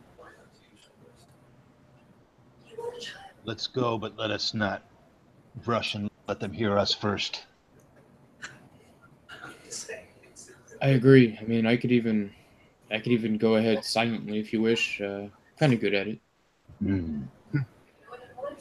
Yes, sneak ahead and see if you can tell us what's up there, and then you can report back to us, and we can make a more informed decision. Okay. Are you bringing a light source with you? Me? No. Okay, so you're just gonna move up and see if you can like get here. Yeah, Or maybe see. move silently and see. Yeah, see what I can see. While he's moving up, are there any scones in the wall or anything where I could put this torch? Yeah. Okay. For what it's worth, if I was rolling to move silently, I failed pretty poorly. Okay. Yeah, well, you get out of the torchlight and it's pretty dark, so maybe you kind of like, Just kind of blend in. as silent as you could be. Although you always think you're silent, so you think you're silent, but Yeah. whatever's there does not. You do get to the edge, and you see barely because they seem to be pretty far away from you. You do see those little yellow floaty dots, which use more eyes based on your earlier situation, and they do seem to see you after a few seconds, and they start to lumber towards you, but they're at least 30 or 40 feet away. So Okay. yeah, you're like watching, and all of a sudden you see like the yellow orbs turn. Oh man. They kind of settle on you for a second, and they start coming. Yeah, I'm gonna just turn around and run back to the other two and kind of. Oh, they're coming! They're coming! Yellow eyes. Let's get ready for them. Yes. I'm gonna drop my torch to the ground so that we can just use the flame that's on the torch. Cool. Roll a d20. Or like, if I can. Well, okay, yeah, that'll work. 18. 7. Goes out. Yeah. Okay. Well, I'm gonna pull out my flail. You're what? Your flail? Okay. I'm gonna pull out Yeah, my so you flail. drop the torch to the ground and it sputters and goes out. And of course, you know where your flail is, so you can pull that out. So you guys are standing in the dark and you hear shuffling sounds. And eventually, you do see the eyes pop up. I mean, you're basically fighting in darkness, so you're going to have the -4 penalty. But yeah, they're going to engage you. So that's nobody's surprised, because they know you're there. Do I have to be holding my holy symbol to cast a spell? To cast a spell? No, I don't think so, unless it says it in the spell. To turn undead, you'd have to. Okay. But some spells say that you have to hold it up, but most of them, I think, you can just cast. All right, that's fine. They got a 4 initiative this time. Who hasn't done it? Carlos hasn't done it yet. So Done what? roll initiative. Oh, okay. Let's roll D6, right? 6, 4. okay, simultaneous. You guys will go first, but it'll all happen simultaneously. So go ahead. You guys can go. What do you want to do? Is anybody moving?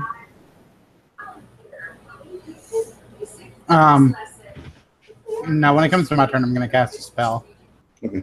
Yeah, I'm gonna hold back and just be ready to attack. Okay. Is anyone in swinging range? I would have to move forward, right? Yeah, you would if you want to get a jump on them, sure. I'm going to stand my ground with the others. Okay. I'm just checking. I'm just going to say that you don't need to have a whole symbol. It's not that relevant, really. Yeah, you can cast a spell. Spell is next. Do I need a free hand to do that? Yeah. Sure. Yeah. I guess I'm going to have to put away my flail again. There's lots of putting up and putting down. Huh? There's lots of putting up and putting down. You can do that, though. Yeah, You can do that and cast a spell. Okay, cool. All right, so yeah, I put away my flail, and then I'll quickly cast light continual on my shield. Oh, nice. Okay. Cool. So you do that.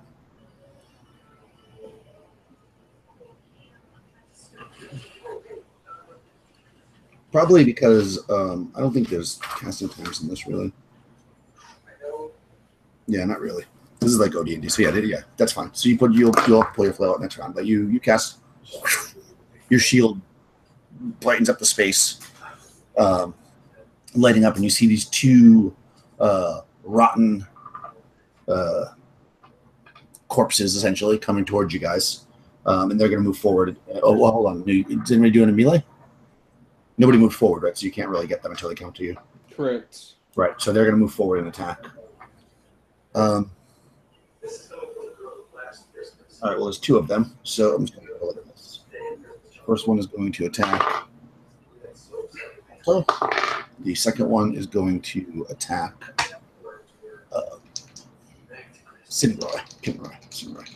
So Vato, that misses for sure. I'm guessing. There was 10 doesn't hit you because he's a 12. 16. What's your armor class? Is the same as Vato, right? So that hits you. So Sinroy, you get hit again. You do not like these things. Oh, it only does 1 point of damage then. So the creatures move forward and try to strike at you guys and miss Vato and hit Sinroy for just 1 point.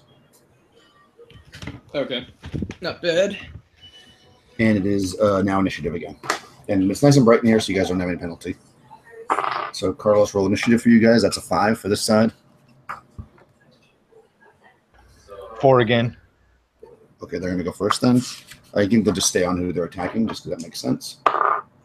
18 on Vato, that's going to hit you, and a 19 on Sinroy. Oof.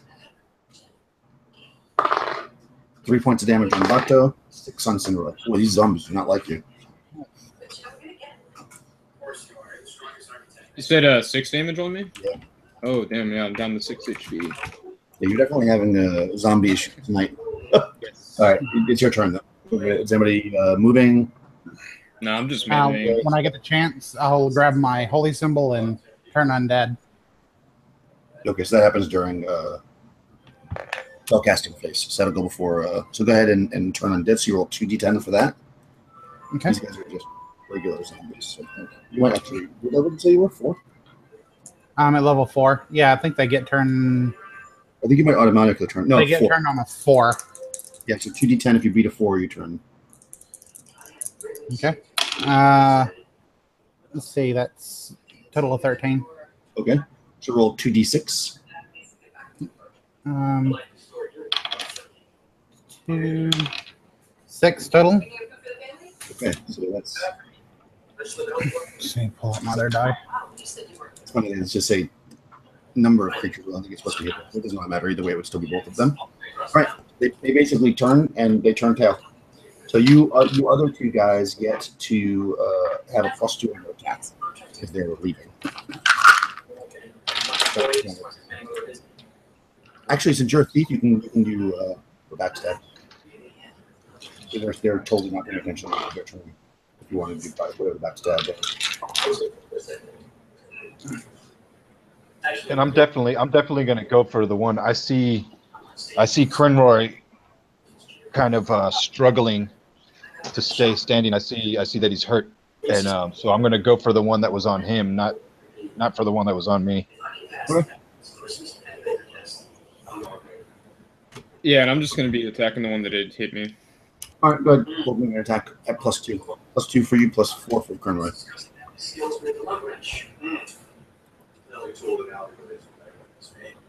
I got a 17 total. That definitely hits. Okay. And you do And, double damage because you're.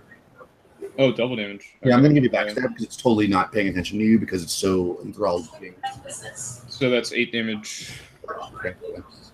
Is there a damage bonus? This game? Only if you have a strength over 15. Oh, okay, yeah, that's what I thought. Okay, because I had +0 next to it, but I had the +1 to hit, so I was confused for a second. I got a 12 to hit +2, right? Yep, that definitely hits. So 14. Okay, and I got 7 +2 damage, total of 9 damage. Nice. Yeah, so between the two of you guys, you cut this thing down and it just falls on the ground. Rotten body parts laying there. The other one is running. It's like, well, it's walking away as fast as a zombie can walk. It's like, oh shit. And it's going back the way it came. Okay. Don't let that fucking rotter get away. Yeah, if you do attack it, it'll be able to not stop. It'll stop running, of course. Yeah. I'll tell them like it's running away. We can deal with it later. It'll run away until if you attack it, the blessing will be undone. As soon as Vato hears that, he stops and nods. Now he understands. I'm gonna look at Crinroy and I'm gonna say I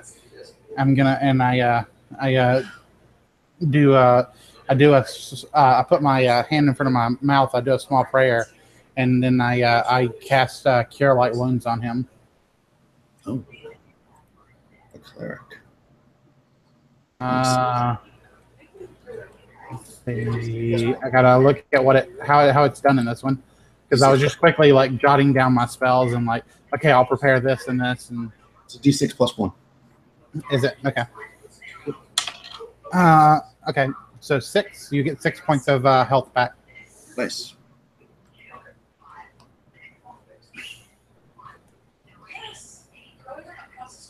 Cool. All right, so you're healed for 6 there, Marcus. Do what? Sorry, what? You're healed for 6. Oh, okay, yeah. Nice. I cast Cure Light Wounds on you. Okay, that's what I thought. Cool. Okay, so the creature went down back where it came from, which was to the west. Haha, take that. Well, that's certain. I can do one more of those for the day. I can also bless us for combat once. Oh, you're way more powerful than Von Gelf, if you ask me. Yes, I'm glad you found us. If we find ourselves under a curse, I may remove one. I just want to let you know about my powers up front so that you won't too much overestimate me. While the goddess's power is infinite, mine is limited. Well, you've turned out to be a very valuable ally, my lady. Well, I thank you. Sister. Thank you, sister. I thank you for coming with me and helping me remove this evil.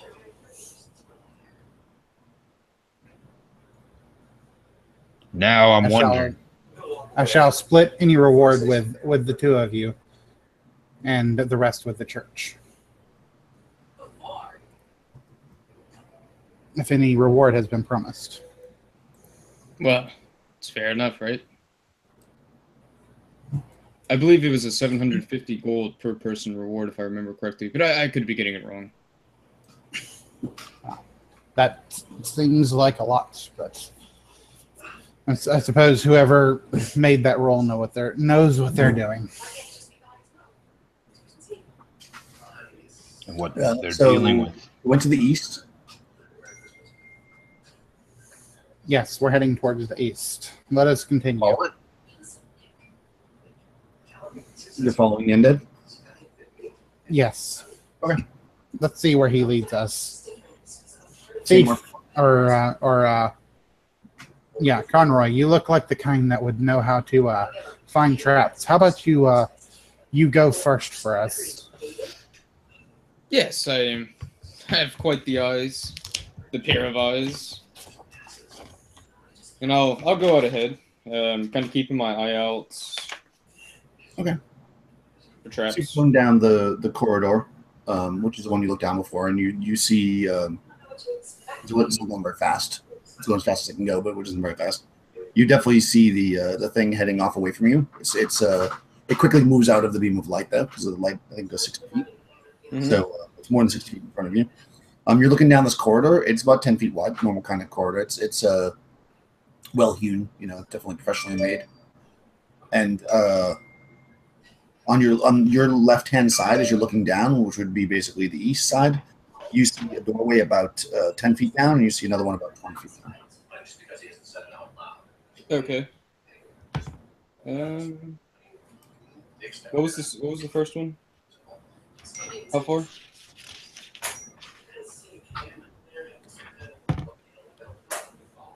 What was what? Sorry, I was reading the description of one of these skills really fast. I kind of zoned out for half a second. I was seeing the... How do I, is there anything where I can be vigilantly looking for traps, or is that just something like if I see a... Yeah, if you want to look for a trap, you could, well, anybody can look for it with a D6 roll, which I can roll for you. Uh-huh. A thief, you get... There's a disable, delicate tasks and traps. Okay, yeah. That's more for like locks and stuff, not like the corridor. Gotcha. Okay. Yeah, that's what I was trying to find. Stuff get a benefit, like corridor traps. Yeah, it'd be like if you want to check the door, then you could use delicate tasks. Right. That would go for that. Yeah. Okay. Yeah, that makes sense. Cool. Yeah, sorry, I got distracted. I was trying to figure that out really fast. That's okay. So basically, you're looking down, you see a door to your left, about 10 feet down, and another one about 20 feet down. Okay, I'll go to the one on the left first. The first one? Yeah. Okay. So yeah, it's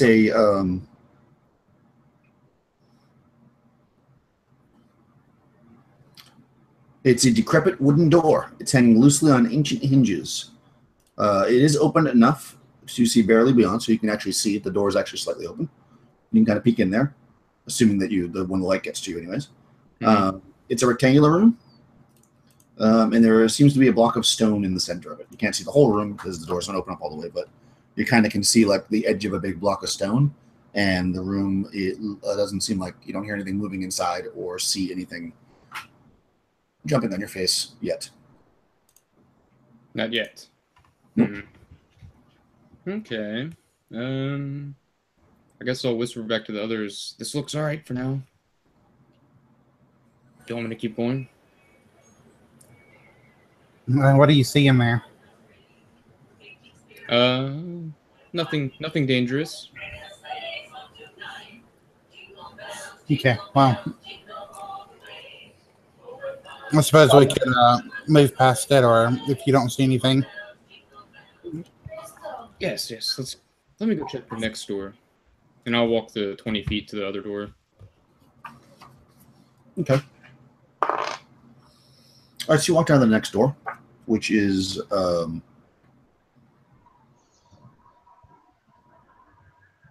broken pieces of the gilded wooden door clutter the entrance to this area. Mm-hmm. You hear faint noise of shuffling feet from within. Looking intently, you see tiny yellow lights in the rear of the dark room. So actually, you see some eyeballs. You see 6 little lights, apparently. Oh, God. Yeah, I would stop short from perhaps entering the room, and I'd step back to the others and kind of describe what I just saw. You see, again, a big stone block in the center of the room. Mm-hmm. And it looks like there's something sitting on top of it. And I guess if you came through with the continuous light shield, so the room would be lit up, you would see that there are 3 zombies in here that are coming towards you. And on top of this stone block are a dagger and a sword. Let's roll initiative because there are zombies, and they got a 6. Okay. We got a 6 as well. Nice. Simultaneous initiative. You guys can go first though, and then we'll as far as it's acting. What is your so anybody gonna move? They're inside this room. By the way, the room is about 20 foot by 20 foot. And they're inside. If I move, can I get close enough to melee? Yeah, sure. Okay, that's what I'm going to do. 2. When spells come around, I'll hold up my holy symbol and try and turn undead. Cool. That will be now if nobody else is moving. Anybody else moving? Or missile weapons? Nope. I'm just going to do melee, yeah. Okay. Do you want to move forward then? Yeah, I'm feeling kind of brave. Okay. Nice. Okay. So go ahead and turn undead. These are actually challenge level of undead 5 because these are special zombies. So that's going to be a 13 to turn them. Oh, I got a good attack here. I got 21 total to hit, and a damage of 10. Damage of 10. I'm sorry, you said that these are zombie. They're enchanted zombies, so their turning is 5. So you need a 13. Their challenge is 5. Okay, I don't understand, but okay, no. Yeah, if you look at the turn undead, they basically turn as whites. If that's easier for you. Oh, okay, all right, I understand. Okay. There's like challenge levels of undead in this, so you can have like spiked up zombies and stuff. Oh, okay, I get what you're saying. So they're kind of mummies. They need a 13. They're whites, basically. They're not whites, but they turn like whites. 16. Nice. Cool. So you turn 2d10, 2d6 hit dice worth of. 8. 8. Nice. So 2 of the 3 of them turn and kind of cower in the corner.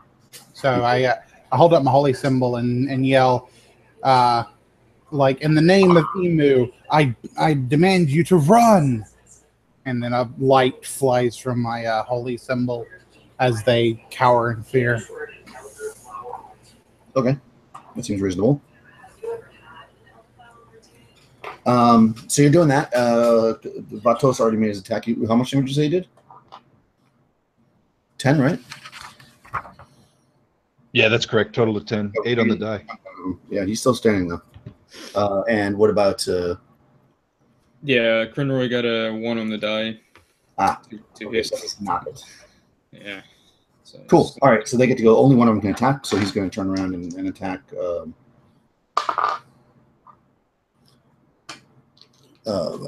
Sinroy with a 16, which hits you. With these zombies, you're like a zombie magnet. Yeah, it's definitely saying something about his personality, I think. Yeah, 7 points of damage. Oh, jeez, yeah. Yeah. Whoosh. So I'm at 7 out of 16. Did you ever steal from a grave? Oh, don't ask these kind of questions, Vato. Don't ask these questions. You don't want to know the answer. Okay, so let's roll initiative for the next round. They got a 3. Let's see. 5. Nice, you guys go first. So there's only one here that's aggressively fighting you. The other 2 are cowering in the corner. Any spells? Nope. Okay. I'm gonna move up and I'll pull out and attack with my mace at the same time. I mean my flail. Okay, yeah, you can do that. I mean, you'll be -2 because you're pulling the weapon out this round. Yeah. Yeah. Let's see. If I'll still hit. I roll a 17 when it's 2, so I get a 15. Yeah, definitely hit. They're armor class 8. Whatever. Yeah, I hit a armor class 3. Yeah, that definitely hits.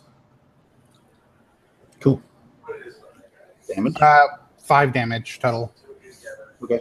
I whirl up my flail really well and smack it across the face. Yeah, it's not looking very happy about that. Big chunks of skin fall off of it. Plateau or and well, I know. Gurney? Yeah, if you guys want to attack this thing, it's still standing. Yeah, I'll go ahead. Plus, so it's a 9 plus, I think, 1, so just 10, yeah. 10? Let's see. Yeah. You need... Level 5. You're a level 5 thief, so in order to hit them, you need a 10. Okay, nice. Okay. It was 4 points of damage with the short sword. Nice. That actually came out. Oh, nice, yeah. So I'll slice maybe his head in half or something. Nice. Cool. You do that. 2 are still cowering in the corner. Like I said, this is a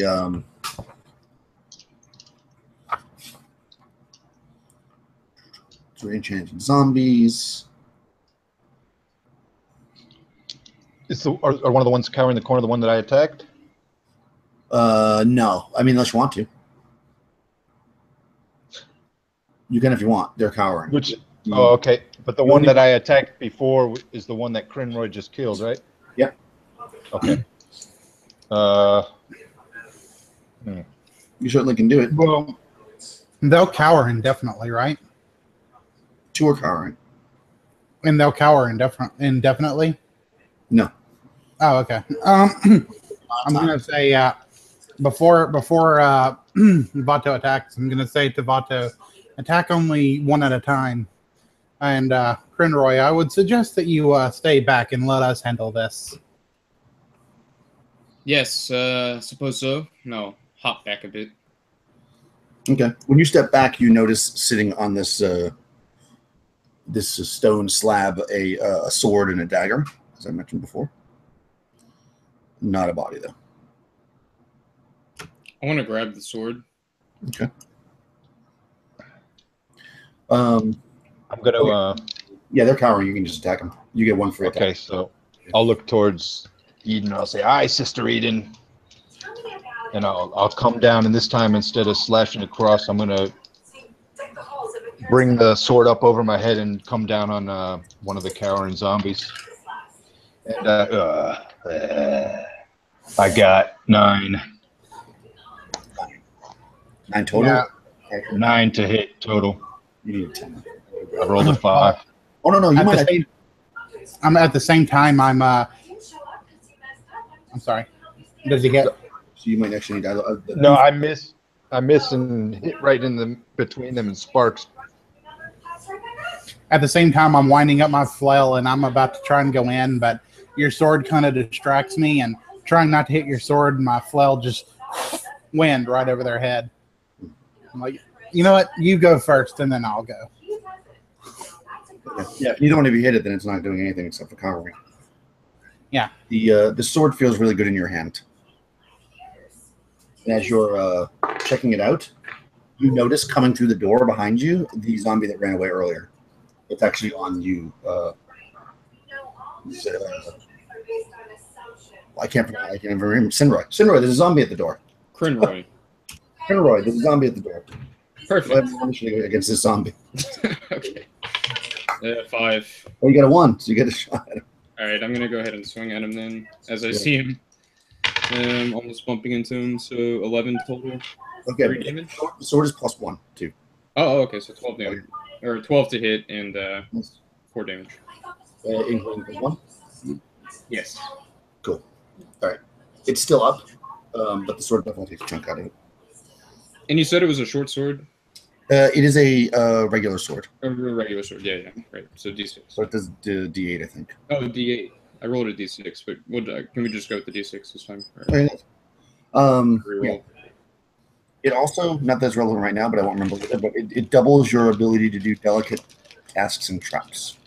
Oh, nice. Okay. Up to 100% max. So yeah, whenever you have the sword on you, you obviously don't use it for that, but as long as the sword's on you, it'll double your chances. Yeah, cool. It's pretty good. Okay, yeah, so you guys hear a little shuffle in the back, and Conroy's fighting a zombie. What are you guys doing? Quick, just get that one, and then we'll worry about these two. I'll run over to help him. Okay, yeah, since you got a 1 on initiative, I'll say you guys can get there this round. But let's roll initiative to see who gets to strike first this round. Ooh, 6. 5 again. Okay, so it's going first. Sweet. And it's bloodthirsty. Oh, but it rolled a 7, it misses. So you guys can melee it if you'd like. Yeah, I'm gonna go for it again. It's a 9 total to hit. That's a miss, I believe. Yeah. How about Vato?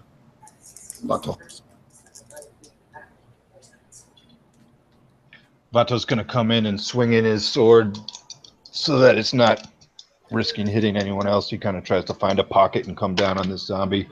And he gets a 16 to hit and 6 damage. Nice, that's enough to kill it. All right, so you take out that zombie. So that one's dead. It was, yeah, no longer undead. It is now dead. Cool. All right, and then it's quiet. Okay, cool. All right, so I'll try to hit one of those that are cowering now. Okay. And I just swing right over its head again. Like for some reason, I just can't seem to land one of these hits on this thing. Yeah, it's a creature of evil. Just smack it, Aiden. Do either one of you guys want to attack the cowering zombies? I do. Go for it. I'm going to come back.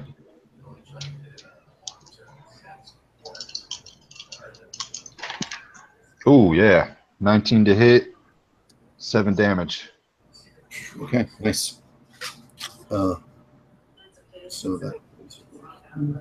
Okay, so I missed. So next one now it can roll initiative against you. So it got a 3. It gets up and it's like, what? Get a 1. Okay. So okay, it's going after our priestess here, Eden. 12, which misses. So it scratches at your plate armor to no effect. Yeah, I just easily bounce it off my shield. Cool. You guys can attack it. Okay. Yeah, I'll try and smack it back now. Nat 1, gosh! I all of a sudden my dice just betrayed me. Oh my god. Because I can't even I'm trying to get my flail to swirl and the chain's kind of kinked up and I'm like, gosh, dog it.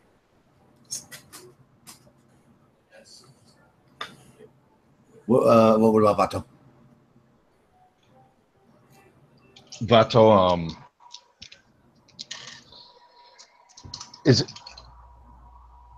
there's still one cowering, right? There's one cowering, one not. Okay, I'm going to go for the guy that's not again. I'm going to come with an upward swing, try to catch him in the chin. Ooh, yeah, it's another 19 and another 6 damage. Nice. All right, that's enough. That takes him out. If he falls to the ground, undeadness removed from him. I'm going to point my sword to the other one. Okay. There's no initiative. You can just go this round. Yeah, I'm gonna say, have at it. Seems to be that the evil in this place is attempting to block out the light. Must take a moment to pray. Yes, I'm feeling quite weak myself, but I'm not gonna pray. Go for it, Vato. Vato comes in at that word from Sister Eden and comes down on him, trying to take this guy out. And that is a 16 to hit and a 7 damage. Nice. Okay. It kind of shakes, part of its arm falls off or something, and it comes out of its cowering state. Let's roll initiative against it. I got a 1 though, so something like below and over here. So give me initiative on that side. 6. All right, you guys go first. Finish this thing. Okay, I'll move in and try and hit it again. Okay, nice. Let's see. What's its armor class again? 8. Armor class 8. Yes, I finally managed to hit it for 4 damage. Nice. Vato.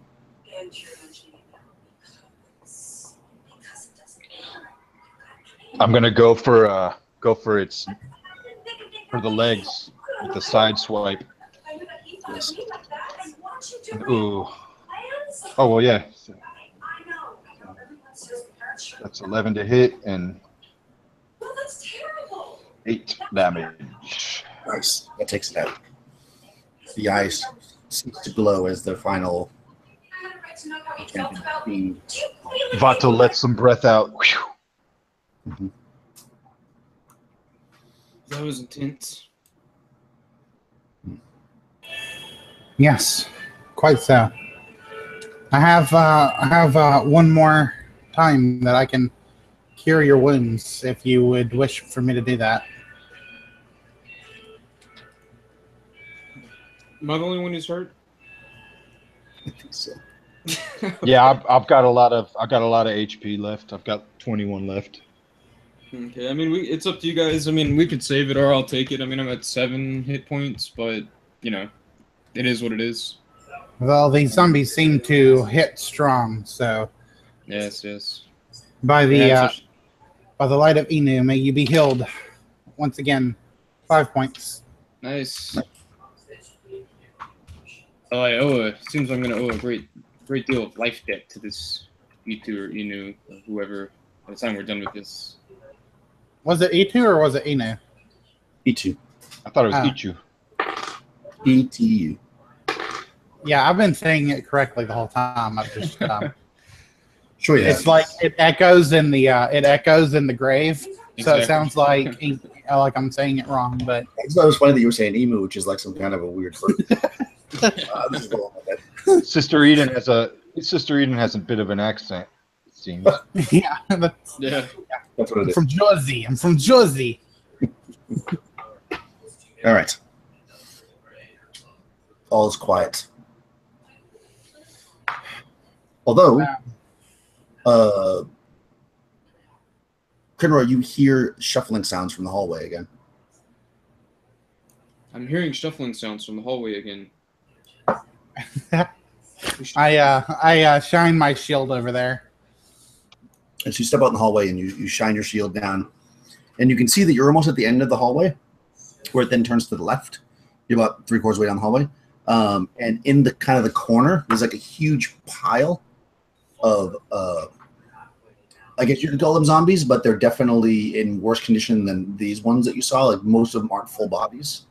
And they're just kind of like littering the corner, just kind of clawing and rolling around and that kind of stuff. But they're not actually walking or anything. They're just kind of there. But if you to go around the corner, you'd have to go through them.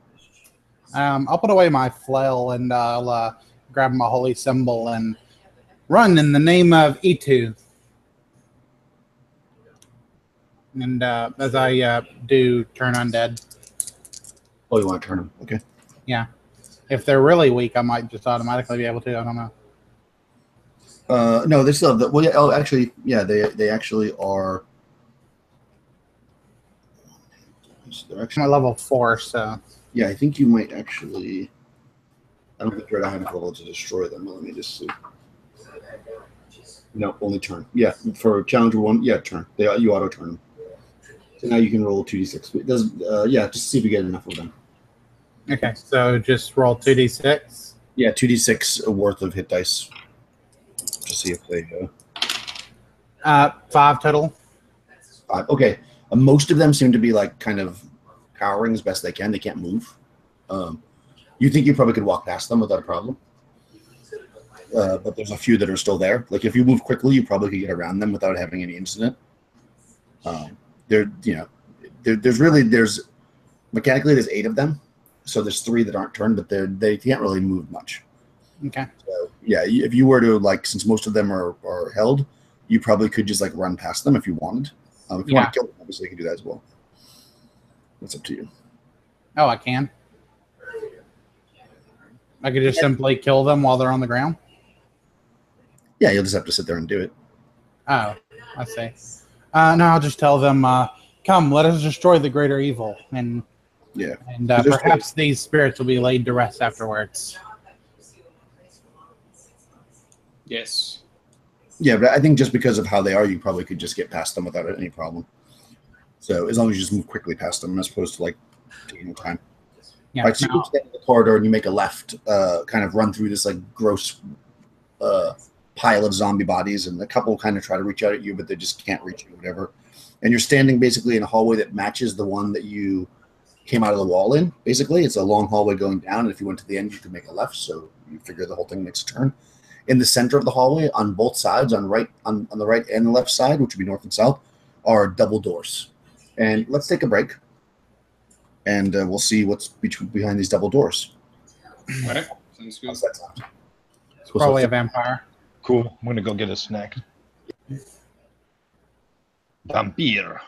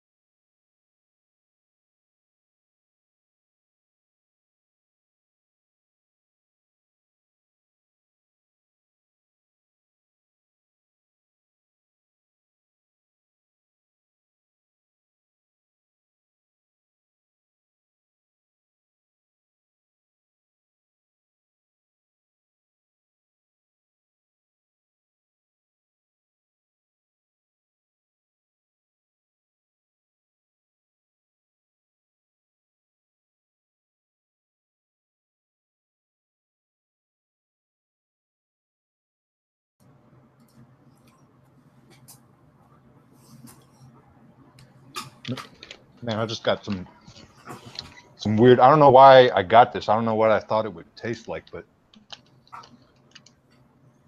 they're citrus cells. Huh. What does it taste like? They're little pretzel sticks.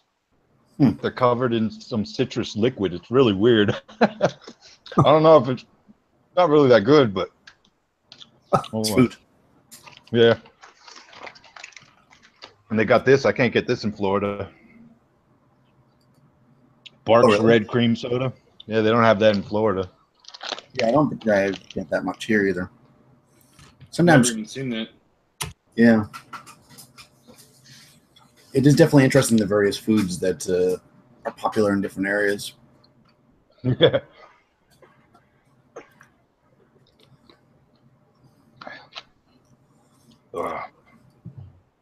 I'm making tea, so at some point it's gonna whistle, and I'm gonna have to go get it. But you just made me remember that there's a friggin' coffee machine right here with tea bags. I'm gonna make some tea too.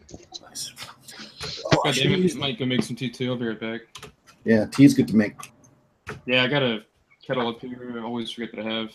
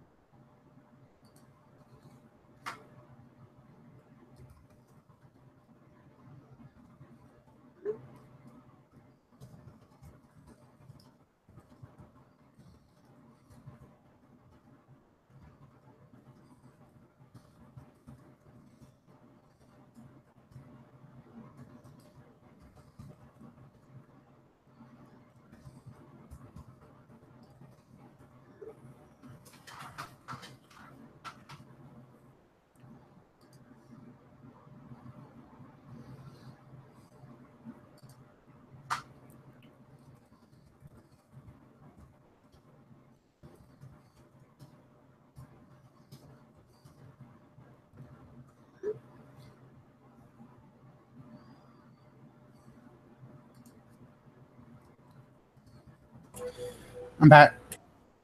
Okay, everyone make tea. I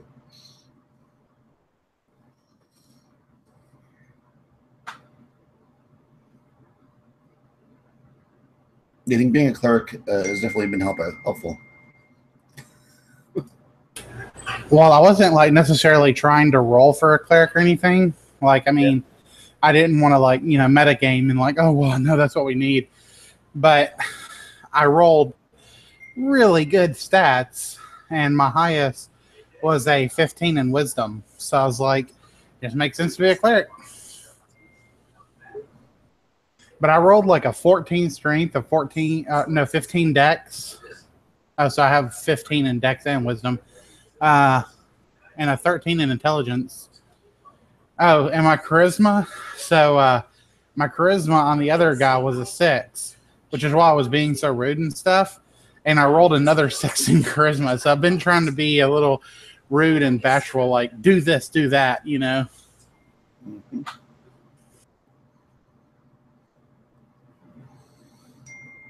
Yeah, it's actually funny because it specifically says in the module that the owner of the tavern does not take crap.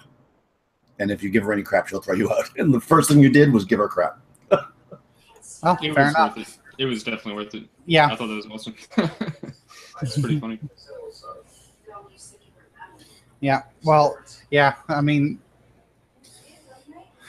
it's weird. But it was kind of funny that, like, I had a 6 in charisma. I was like, okay, you're going to replace that 6? And then, like, 6. Okay, I still have 6 charisma. Nice.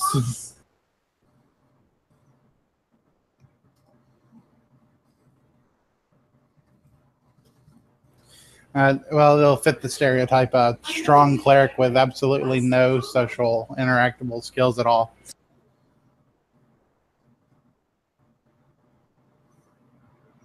Everybody back now? Yeah. All right, so when I hear this thing whistle, I'll suddenly be like, if you see me disappear, that's where I am. Turn this off, actually. The fall is the best time of year. It's warm during the day and nice and cool. What's the weather for you like over there right now? It was like in the 70s, and then at night it's like in the 50s. Hell yeah. Yeah, man. Cool. Sweater. Hell yeah. Where are you at again, Daniel? I live in New York. Upstate, right? Yeah, upstate a little bit. New York City. All right, 7. Man, I'm loving the weather here. You ready? Sorry. Yeah, Kentucky is really nice. My sister lived there for a while. Oh, man. Yeah. And I lived in Miami, but I missed you. I never went down to visit while you were there. So you're looking down this corridor, and about 30 feet or so in front of you. Actually, you can see the whole length of the corridor. You actually see at the end of the corridor, once you get past this pile of zombie bodies, you also see in the other corner there's the same thing. So like if you were to go to all the way to the end, you'd see another kind of cluster of really bad, decrepit zombies. But about halfway down on both sides are double doors, to the north and to the south. So what would you like to do?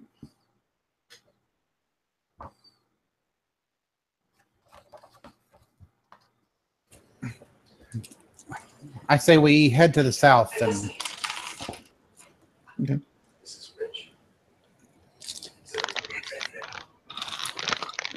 pry open those doors. Yes, let me go check them. And I'll go check them for traps. Cool. So these doors are very heavy. You can do your delicate tasks if you want to look for it. No, I failed. I got a 75 over 35. Even with didn't you say the sword? What did it add? It doubles your chances. It doubles. Yeah, so I'm right under. Yeah. Okay. Yes, you check the door. It doesn't seem to be trapped in any way. They're big, like heavy set doors. You probably would imagine, especially having a cleric in the group, that these almost feel like they'd be the front doors of a crypt. But obviously you're underground. So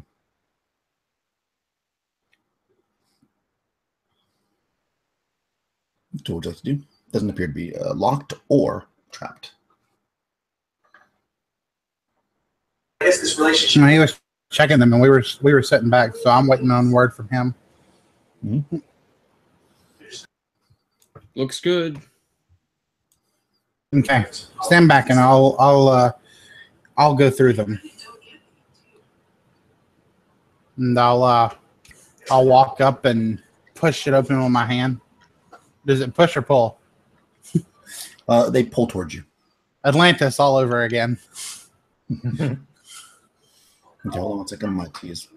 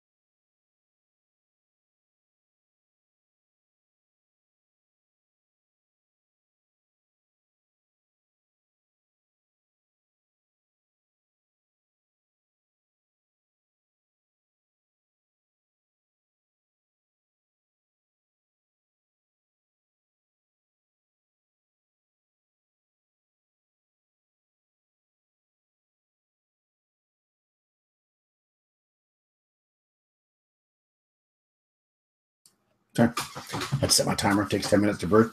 Okay, so you pull the doors open, and rubble and dirt kind of come in at your feet. You're looking out kind of into what is like collapsed. Okay, it's collapsed. All right, can I push the doors back again, or? No, they're stuck open unless you want to take a shovel and dig it out. I mean, I could, but nah. Let's just head to the north doors. Check the north doors. Okay, Yes, you turn around. They're literally right behind you. These doors are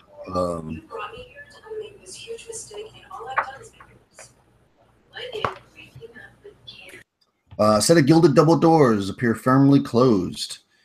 A raised house crest occupying the center of the portal. So there's a house crest here. 3 heads in relief jut out behind a round blank shield. A falcon, a bear, and a wolf are clearly visible, their eyes gleaming red in the darkened hallway. There are no handles on the door. Okay, I'll push on it. Okay, cool. So you push the door, and you take 3 points of damage as you're shocked. You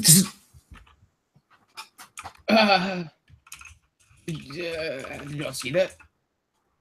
Something shocked What me. happened? The door, it's electric. I think the problem is you too. You know what? I think Interesting. Do we have anything okay, there's nothing. anything we could maybe use to push it open that No, you don't. it wouldn't conduct the electricity? Did you say something about her? I don't have anything on me. Don't go to Aspen.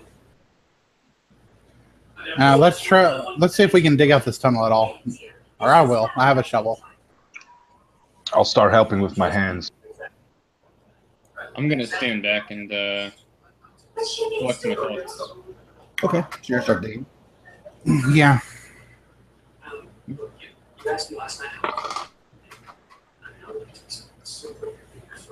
That's my die. Yeah. I rolled. Digging. Okay, so you dig. How long do you want to dig for?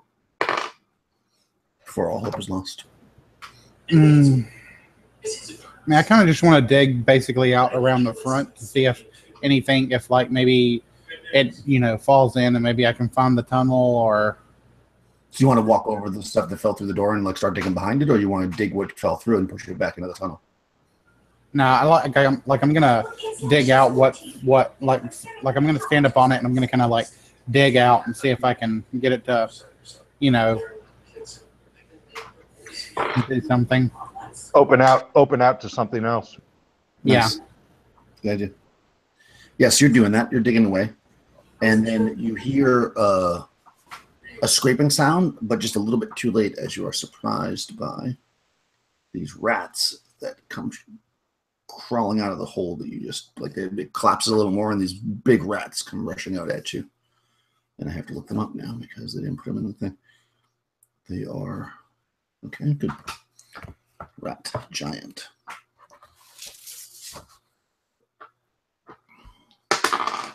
Mm-hmm. See how many there are. That's 3. Okay, I'm going to do the first round with the surprise round. Only one can actually attack you because it's just coming out. Actually probably one each. So the third one won't actually attack because he's maybe coming out behind you. So the first one, it jumps on your or tries to jump on your face, Eden, with an 18, which I think hits, but I will check. Let me do the other one first. And a 19. Okay, the 19 definitely hits an armor class. Your low armor class. But does 18 hit armor class 1? Let's make check. It is a monster. Hit dice. 18 just hits armor class 1. So yes, you actually get bit in the face. Both of you get bit in the face by rats. You do not get bit in the face, Crinroy. What is this, prom? 4 points of damage to Eden. 4 points of damage to Vato. Vato, but hold on, I gotta check something. Okay, so you have to. Oh, okay, 1 in 20. I have to see if you have a disease now. How much was it? I'll 6? let you roll because it's always fun. Roll a d20, and if you get a 1, you're diseased. 15. Okay, so your rat did not have a disease. 14. Okay, so you also do not have a diseased rat. Okay, so now we'll roll initiative. There's 3 giant rats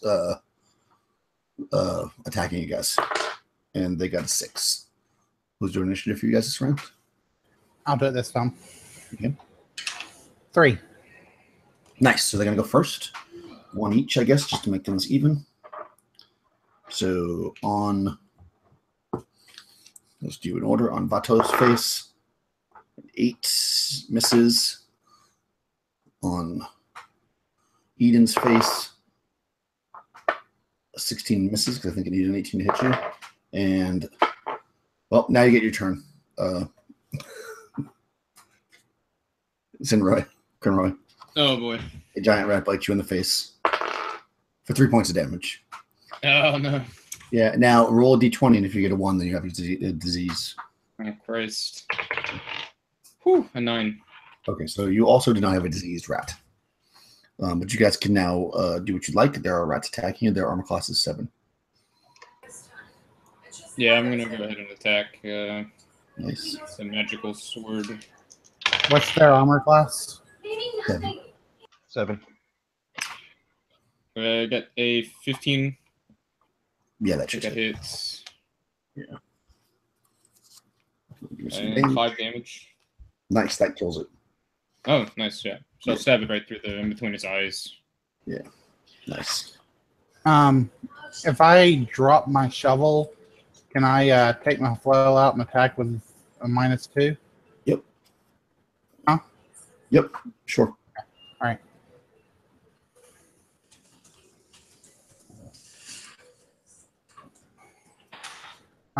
Oh, nice. So 16 still, and 3 damage. That kills it. What about Vato? Vato's going to try and swing over with the sword and try to pin one of them on the ground, like if he has, like he's pinning a tail on a donkey. Okay, so you -2 as well because your weapon wasn't out. You were digging. The armor class is 7. Oh, that's going to be 6 to hit. Okay, that definitely doesn't hit. Let's do initiative for the next round. There's only 1 giant rat left. I missed. Yeah, he definitely missed. 1. Okay, Dang he's it. gonna go first. He runs Okay. back into the hole. He scurries back up into the hole. And you can kind of like look probably as it's going back, and you can see that this like skinny little hole that you guys could never fit through goes back hundreds of feet probably. Like you can shine your shield in there or whatever. So it looks like probably if you were to keep digging, you're not going to get any worse. Okay. Well then. All right. Let's look at the electric door then. I put my flail back and grab my shovel and put it away. Okay. I'll tell you what. Is the handle of the shovel wooden? I would assume so, yeah. Okay, so I'll use the wooden part of the shovel and try and stab at the door because wood doesn't conduct electricity. Doesn't conduct electricity well. You are dressed in plate mail armor. Yeah, true. Well, Spark jumps from the door, but it does only do 1 point of damage. okay. I have the damage because you're going through the wood. You get shocked with that too. But you do push it open a little bit. It opens and then it just closes again. Darn it. Okay, well, this isn't going to work well. I need a new plan of attack here. This is definitely prom all over again. Get my face bitten off, and then I'm shocked. Yeah, you could attempt as a thief to do like your search without touching the door. Yeah. Figure out how it works. Like you could do a delicate task to see if you can. Yeah, I'll go for that. Within the realm that you could do that. So with the ×2, so I have a 70% chance. A 30, 35. Yeah. Oh, nice. Nice. Okay. Yeah, you're looking at it, and you can kind of see that the shock probably comes from the hinges, and you think you could like kind of like pop the hinge off or something or whatever, and make it so that would not be the case. Like pull the pin out of the hinge. You're probably going to take a D4 damage to do it, but once you do that, it won't shock anymore. Okay, yeah, that's fine. I'll take the D4. Okay. 3 points. I'm at 3 hit points, but I've successfully opened the door. Yeah, you pull this pin out that's kind of making the connection, and you're pretty confident that the door is no longer going to shock you. The door is safe.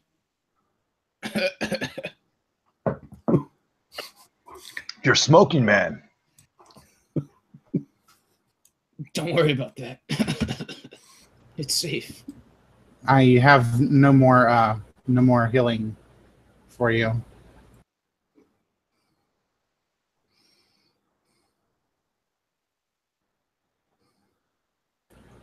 Well, I've But had not- worse news. Like that Did it- time, that time we couldn't find Von Gelf's coin purse. It was really sad. Von Gelf didn't seem like the kind of man to have much money on him. Not to speak illy of the dead, but I bet he only had like 7 gold on him, or give or take. Yeah. I'm dying anyways. Hold tight, man. Stay behind us. You'll make it out of here. Did he and get I'm the gonna door? move behind Vato. Oh yeah, is the door unlocked, or was it just... Yeah, you can just push it right Oh, open. okay. If you want. I mean, if somebody wants to try. You're pretty confident you undid it. Just in case, I'll try. Okay. In case Yeah, you something push the goes door wrong. open. Push it open. You're able to push it open. They do kind of still want to come right back as soon as you... Oh, the exposure of my camera changes when I do that. I'm going to do that, and then I'm going to move in and kind of hold it open from inside and let Crinroy and Sister Eden cross under my arms. Okay. To Yeah, get so inside. as you guys are coming in, you're using your shield to light the space up. And you see this is a relatively large chamber. It's about 40 or so feet wide by about 40 or so feet deep. Dead center are 2 slabs, kind of like what you saw in the other room. And all the ways to the back, you see some stairs going down. You also see immediately 2 sets of eyes in the back that start to charge towards you. Let's see. No, well, never mind. Okay. Yeah, go ahead, tell me. No, I was gonna say I was gonna tell him if he held at least like one door open, just pushed it all the way, I would I could hammer a iron spike into the ground so that the door wouldn't be able to close. Yeah, you could still do that, but you see these zombies, so I don't know if you want to do that right away. Yeah, no, I won't say it right away. I was going to, and then you said zombies are charging, and I'm like, instead I'll reach for my holy symbol and Yeah, two demand raised that they run marble away. blocks. Yeah, 2 raised marble blocks sit in the center of the square room. Beside each is a large wooden chest, gilded much like the doors. A staircase occupies the northwest and northeast corners of the area, descending into darkness. Opposite your location, 2 pairs of yellow eyes stare in your direction. Okay, so basically they are... Well, if it was dark, they were supposed to wait until you came in and closed the door. But since it's light out and you can see them, they're going to actually attack. But let's do initiative. Although taking a look now, they didn't suppress you. Okay. Who's doing initiative this time?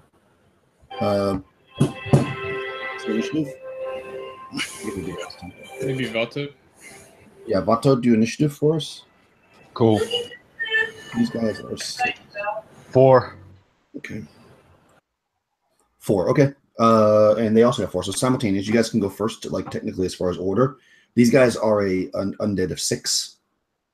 So you'll need a 16 to turn them if that's what you're doing, which I'm assuming you're doing. Are you guys moving? Yeah, that's what I'll reach for my holy symbol and attempt to turn them. Right. Do Vato and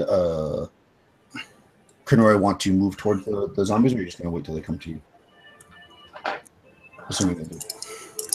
I'm going to move towards them. Okay. Yeah, I'm gonna 17. Yeah, 17 does it, actually. Okay. You got to roll 2d6 to see how many hit dice worth of them you turn. 7. Okay, so one of them.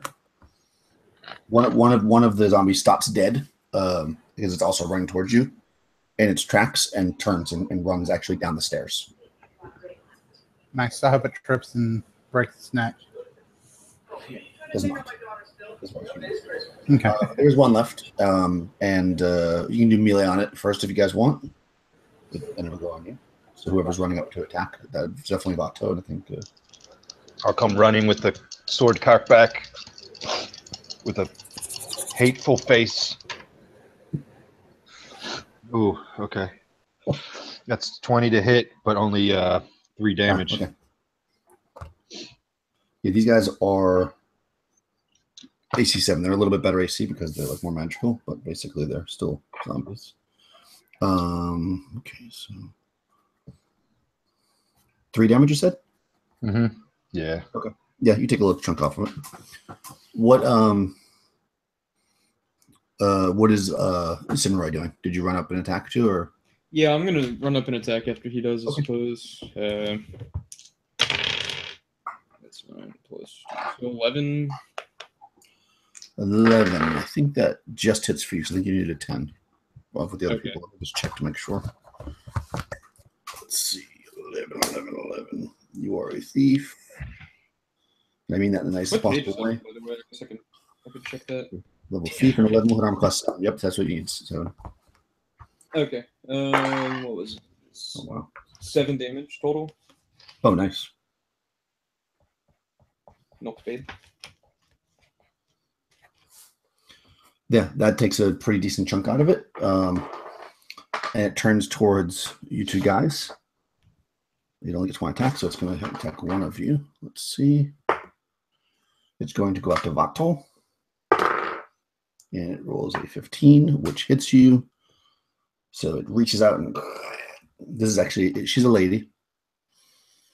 A very, very dead lady. And she hits you for 3 points of damage.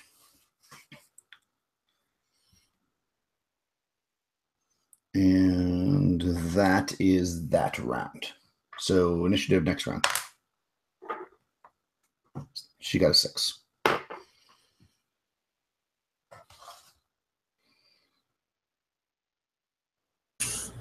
Vato initiative.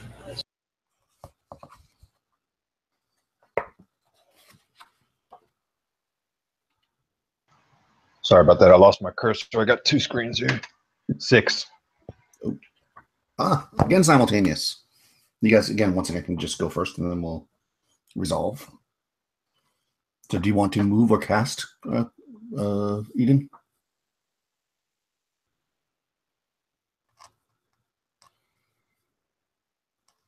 Eden? Sorry, I thought I was unmuted. Yeah, I'll pull out my flail. I guess I'll take a -2 if I swing at it this turn. Yeah, so you got to move towards it. So you got to come forward, okay, and then you're going to attack. Yeah. Cool. Yeah, all 3 of you guys can actually. 9. I don't think I hit it. Nope. You did not. How about Vato? Is he frozen or is he standing still? He is either, yeah, he's very I got a.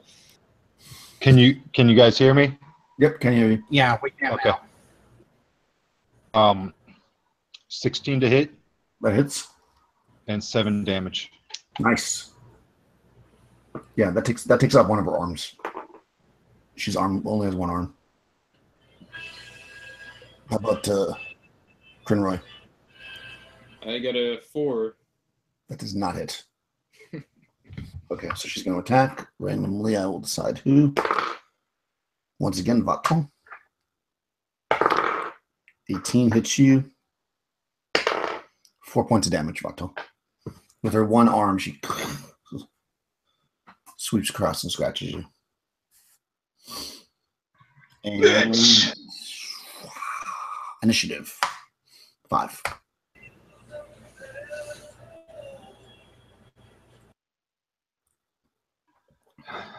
Five. Really? That's amazing. And, All right, and it's 3 every rounds in a time row. I rolled. That's so good. All right, so you guys can just go first, but even if you kill it, it'll still get to an attack. I rolled a 3, so air. Okay. Vato. I got a 10 to hit. And 9 points of damage. Does the 10? I don't think a 10 hits, does it? I think you need an 11. Well, no, you're a fighter, so I think 10 does hit for you. You're one better than... Yeah, 10 just hits. Yep, that actually kills it. Oh, nice. Nice. Yes, you keep across and you take her out. She basically collapses to the ground. So yeah, kind of taking a breather and looking around the room, you see that, and of course the door's closed behind you. 2 raised marble blocks, which obviously is where the bodies should be if they weren't undead. They sit in the center. Besides each one is a wooden chest. The wooden chests are gilded. There are staircases in both corners in the back. Let's see, blah, blah. Yeah, so there's a couple of chests here. A couple of big chests.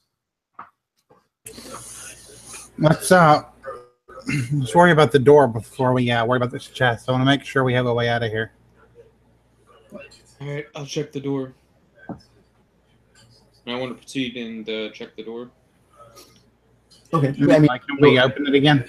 the door you came through. Yeah, you can open it. It's Oh, going to take a little bit of effort. You can have to do an open doors roll to get it open because there's no handle. So you're going to have to stick a dagger in or something. And so whoever's probably the strongest would do that.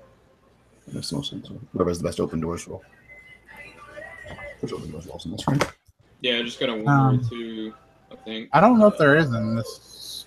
Well, if not, then just 1 or 2, which is normal. Open locks. No, there's an open doors. It has to do with your strength, I think. It's just 1 or 2 then. Yeah, it might be modified by strength is the question. Yeah. Does anybody have a strength of 15 or more? Is really an issue. No. I got 17. I have 14. strength. Yeah, so 17 you would get open door mod. Yeah, there's open door. So 17 strength is a 1 through 4 open doors. 14 strength is a 1 to 2 open doors. So yeah, so you want to roll d6 and get 1 through 4. And you can pop it open. Can I assist him and give advantage on the roll? You can in about 20 years. I got a 1. Perfect. Yeah, you open it up. Okay, Yeah, there are so some- I asked him. That you just add up your strength depending on what you're trying to do, but not in this kind of a Yeah, so I'll ask him to hold it open, like all the way to the wall, and then I'll take an iron spike and I'll nail it down into the ground so that the door will hit that iron spike if it tries to close. Okay. Yeah, so you spend a couple rounds getting all that stuff together. What's Roy doing? Just bleeding out. I don't know. There are 2 chests here if you want to Yeah, I look was at gonna them. There's say, you also said stairs. there was a chest. I want to go check just one of the chests. Maybe check it, see if it's locked. It is not locked. Neither one is locked. Can I check it for traps? You may. Delicate tasks.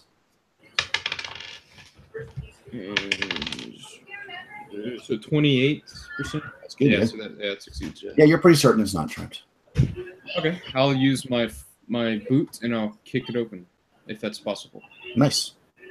So yeah, you flip open this thing and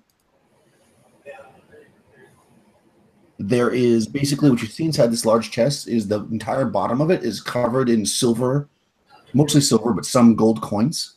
Mm-hmm. And then resting on top of that are some plates and goblets and silverware made of silver. All with a family crest that you don't write. That looks like the one on the door you saw. Yeah. It's quite valuable. Okay. I could check the second chest, I guess. Same thing. Check it for see if it's locked or traps. So this is 36. Yeah. It doesn't seem to be. If you do the same thing, kick it open or whatever, Yeah. you basically see the same thing. Same Okay. kind of thing. Well, I'm gonna point that out, of course. Yeah. Yeah, you probably can't put all that in your pocket. Right. I wonder if this is the offerings that the town has been giving up. The honorable thing to do would be to return all of this as soon as we get out of here. Well, you would know that I guess you would probably still know it too if they talked to you. The offering has always been just gems and jewelry. Oh, And okay. there's no jewelry here. Yeah. Okay. It's Well, then, specifically jewelry that the offering has been asked for. oh, okay. Oh, then never mind. I don't say that then. Yeah. Okay. Well, then I don't really feel right about taking from a family tomb, though you two may feel differently. She'll kind of like scoff when she says that. Well, maybe it wouldn't hurt to take a little something in case our payers don't hold true to their word. Of the 750 gold each. That's right. All You right. said we Well, take it all. Van Gelf Well, wanted to. I know he would have. I mean, it's probably more than you can carry in one trip, anyways. But yeah, you certainly can take it. I mean, you have to drag it up through the holes, obviously. well, before we go deciding that, let's take care of the evil which lies here, down the stairs. Okay. Yeah, there's 2 sets of stairs, northeast and northwest corners.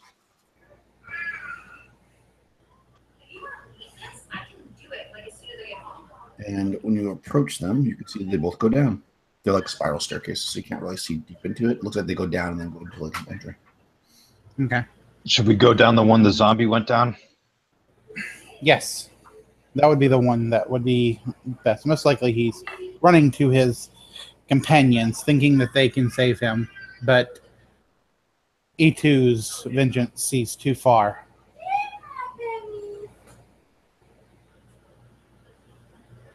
Cool. E2, the emu, as they would say back at the large church of E2. Did you just say the emu?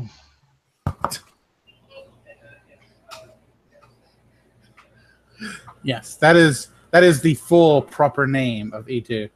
E2, emu. Let us continue and be done with this evil once and for all. And I'll lead the way down the stairs. And I'll actually just have my flail ready this time. Okay. So you got your glowing shield and your flail. Okay, yeah, so you come down the stairs. It's like it goes down like a little bit more than the story, basically. It's like a long spiral. Then you come in, it opens up into a room. You're looking forward into this room. It's got it's probably something like 60 feet deep by about 40 feet wide. Of course, the stairs are on either side. And let's see, I got a little box text here. Descending the stairs, you immediately notice a brighter area. So once you pop up there, lit by several wall sconces around a rectangular room. There are over a dozen zombies milling around the center of the room near a large sarcophagus. At the far end of the room, a lone form wrapped heavily in old bandages stares into a tall mirror. Above the wrappings, its arms, over the wrappings, its arms, legs, head, and torso are covered in silver and gold jewelry and gems. Turning towards you, it speaks in a lady's voice. Who are you to disrupt my plans? Your meddling will be the death of you. Kill them! Kill them! And then all the zombies start to move forward. And you do see the one that you turned is kind of in the corner down here, too. Nice. So, yeah, so there's a Emu will have her vengeance today, fiend, I say as I raise my shield and start swinging my flail above my head.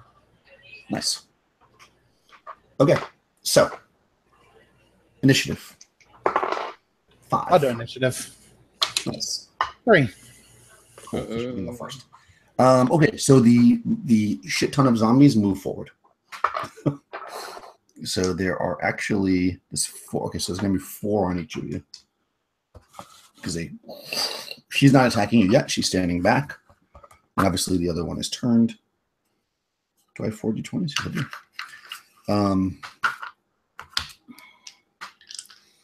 She does other stuff too, though. Let me just take a quick look at her abilities. Oh, yes. Okay. So she throws with a 19, so successfully, into your midst a bottle, which explodes and gas fills the space. Everybody needs to make a saving throw versus poison. Oh boy. And now it begins. Oh god damn it! Are we doing the single saving throw? Mm-hmm. Okay. Yeah, I got a 6 under 11. Yeah, that's not very good. No. Because you take 3 points of damage. I'm at 0. Okay, so hold on for that. You're supposed to get over. I failed. Okay, good. So you take 3 points of damage. Great. Okay. How about Vato? Did we lose Vato? His picture's gone. He said he'd be back in 2 seconds. Ah, going back to the desk guy. We'll deal with him in a second. So let me go to my chart for Market being dead. So both of you take a -1 penalty on all actions. Great. Okay. That So happens? I don't die, so I just take a -1 on everything. No, you both take that no matter what. You don't take any damage. I'm going to roll on my poison chart to see what happens to you. Okay. Yeah, no, there's another chart for that. Yeah. I like my charts. Because I realize that if you don't, you have to have a poison chart for poison stuff. Okay, so for this we roll 2d6. So go ahead and roll 2d6. All right. So Don't get a 12. 7. 7. Poison attacks your lungs. No The good. movement is reduced by 1 level, so you're moving slower. And Okay. you can lose permanently, or possibly permanently. We'll deal with if it's permanent or not later, but 1 point of your constitution.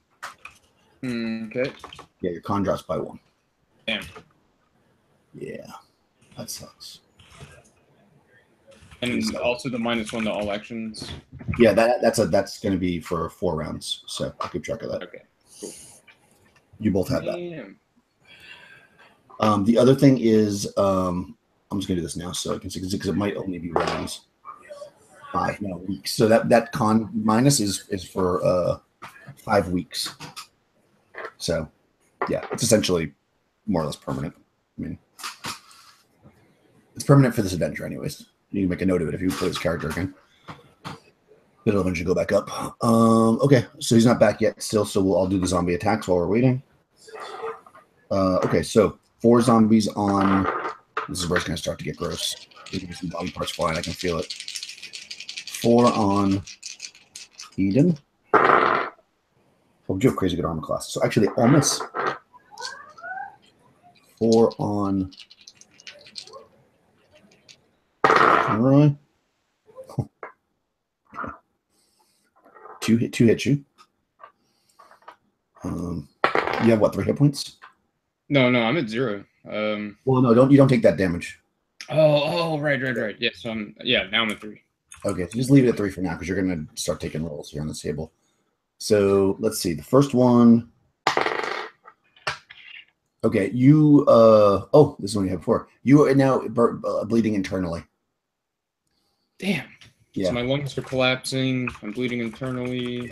You're gonna lose 1 hit point per turn, but that's not actually gonna be relevant during this combat. Okay. It'll be relevant after. Like you're basically probably not gonna. Well, that's not true. Back to the temple.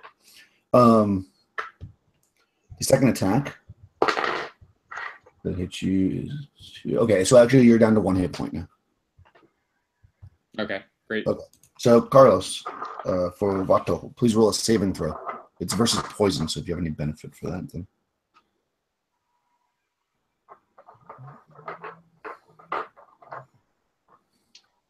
I don't see anything, but Vato's saving throw is 11. Cool. And I got a 10. Okay. No, you want to roll over. Oh, then damn. Yeah. Making a note here. This is Sinroy. Okay.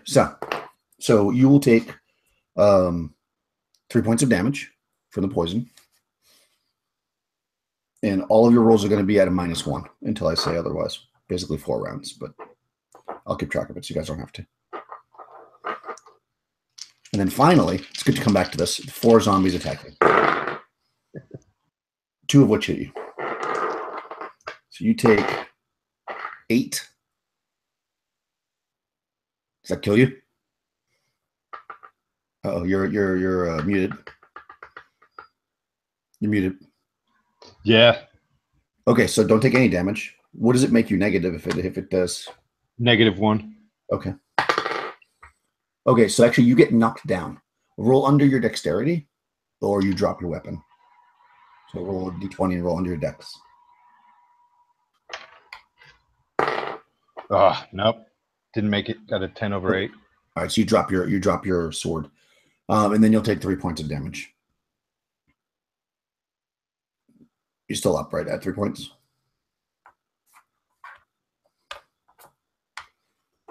Right. So basically, just because yeah, you still have 5 left. So we're using my charts here now. So basically, if any damage I tell you kills you, just don't take that damage and let me know, and we're going to roll on the chart instead. Yeah. So the only way you can die is if you accumulate enough of these wounds. Cool. And there's one more zombie. It's going to attack Eden. Let's see what needs to hit you. I think that misses. You're like made of steel with the plate mail armor. Let's see. So it needs a armor class 1. It needs an 18. It rolled a 17, so that misses. Cool. All right. It is now your turn. There are a shit ton of zombies. And I'm also going to point out that Vato, if you're a fighter, you get 1 attack per level because they are 1 hit die or less. So you He's got to get his sword back first. Yeah, you have to pick your sword up. But you can do that during the movement phase. That shouldn't be a problem. You are... One attack per level. Yeah, what level are you? 4. 4. So you actually have 4 attacks this round. Yeah, you'll have to pick up your sword, so let's just do this. Roll a d20. Okay. I got a 4. Beat my 4, and you have the sword. I got a 1. Okay, you can't get this. So, yeah, I can't reach. You get it, but you spend this whole round getting it, so you can't attack this round. Like you keep finally going to get the fuck. You keep almost getting it, and every time like a zombie kicks it away from you. Oh, you know what though? You have the axe that you took from. If you want to use that instead, doesn't do as much damage, but you could use that. If you don't want to try to get it. No, it's okay. You did that, and you don't get it this round, but you get it. You just won't be able to attack. So in other words, next round you have it. So we're not going to get that back because that's what happened. Okay. Well, I'll go ahead and try to attack one of the zombies in front of me.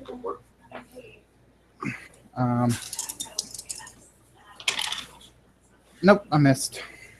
Okay. Yeah, these zombies are AC 8. And they're pretty ragged, these ones, like the other ones that you were talking about before. But they're actually. I mean, I rolled an 8 and I got a -1 on modifier, so yeah, I missed. How about Sinra? Let's see. So I can still attack, right? Even though I'm quite fucked up. Okay, yeah. So 14 to 16 total. That definitely hits. Okay, and 7 damage. That kills one. Oh, nice. Yeah. I cough blood on it as I stab it. Nice. All right. And then there were 12. Well, plus the one that's turned in the corner. And that's everybody, right? Okay, so initiative for the next round. 4 for them. Who's rolling for you guys this time? Yeah. I'll do it. I am. You are? Okay. I am. Okay, you go. I was because I was already down there and like making my speech. 1. 1. All right, they're going to go first. All right, so if you want to switch next time on initiative, you can do it. And all right, no worries. At least you tie every time. I keep getting. But I only tie when I use this one. The mommy lady. Well, keep using that one. She doesn't do anything this round. She just kind of looks at you and like laughs in like evil undead ways.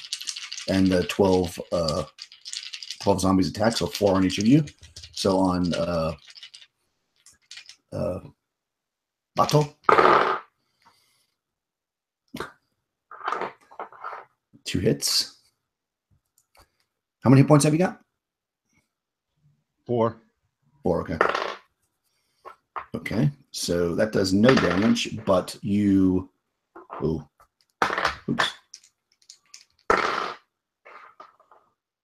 You are also bleeding internally now. That sucks. So basically, right now it doesn't matter, but you're going to lose 1 hit point per turn until you're cured. So you guys both are bleeding internally. So you're basically going to die eventually. The second one I hit you. 2, 4. And now you're knocked down. You literally just picked your weapon up. You got knocked down again. So roll under your decks. They are fucking mobbing you. I shouldn't be laughing. It's mean. I want you to fucking attack. It was inevitable, I think. Yes. Roll under my Roll under decks. Yeah. Did not happen. 10 over 8 again. So once again, your sword goes flying. Okay, so then on the good cleric. Okay, 2 hits, a 20 and a 19 both hit you. 13 does not. How many points have you got? You're not near death, right? You've got all your hit points. No, I have 6 hit points right now. Oh, really? Yeah. I mean, I've been taking damage. I took damage from like the rats and the rat. That's right. and from like the zombie a few times and that poison. Poison, yeah, that's how they get you. So 3 hit points with that one. So you're down to 3. And then 5, which would have killed you. So just don't take any damage. Yeah. So you're down to 3. Ooh, nope. Fatal wound. Got it. You're going to die. In 14 rounds. Okay. This battle will be the last thing that you do. Okay. It says, fatal wound gutted, stab through the heart. So I'm going to say, stab through the heart is always a good one.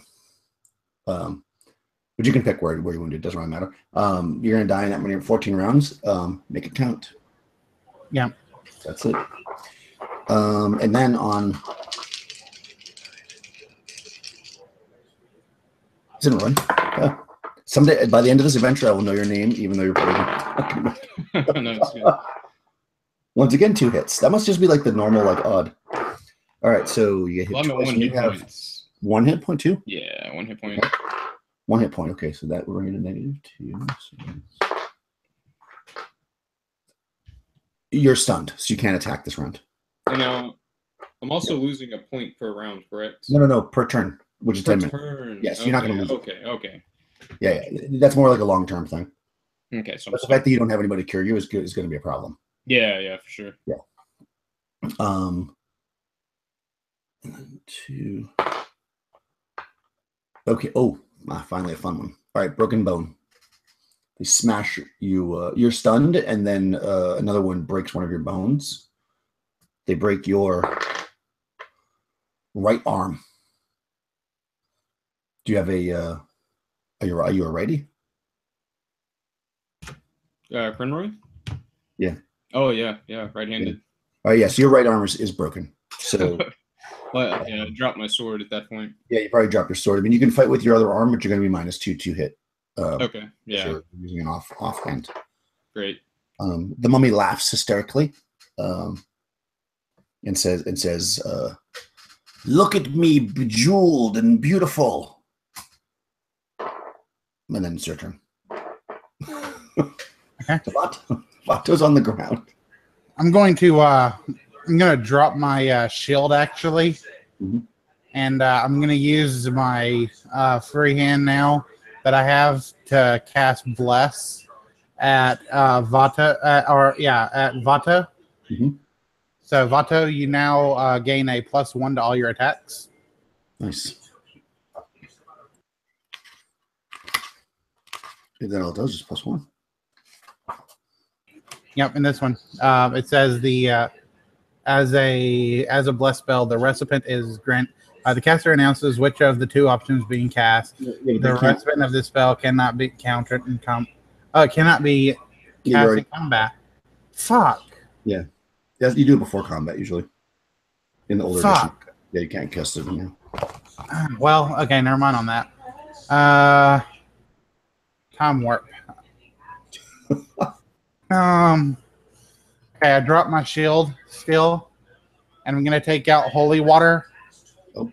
Pop the top and start slashing it across all the zombies around me. Can I do that? Yeah. All right. I'll say you. All right. You only hit one of them. Right. Do a D8 damage. So instead, I pop the top and just pour it on one of the zombies in front of me. Yeah. Your intention is to sprinkle it, but like you just it all goes out, or maybe it shatters or something. Okay. I do 4 damage to that Nice. zombie. It crumbles to the ground, and the mummy yells at you.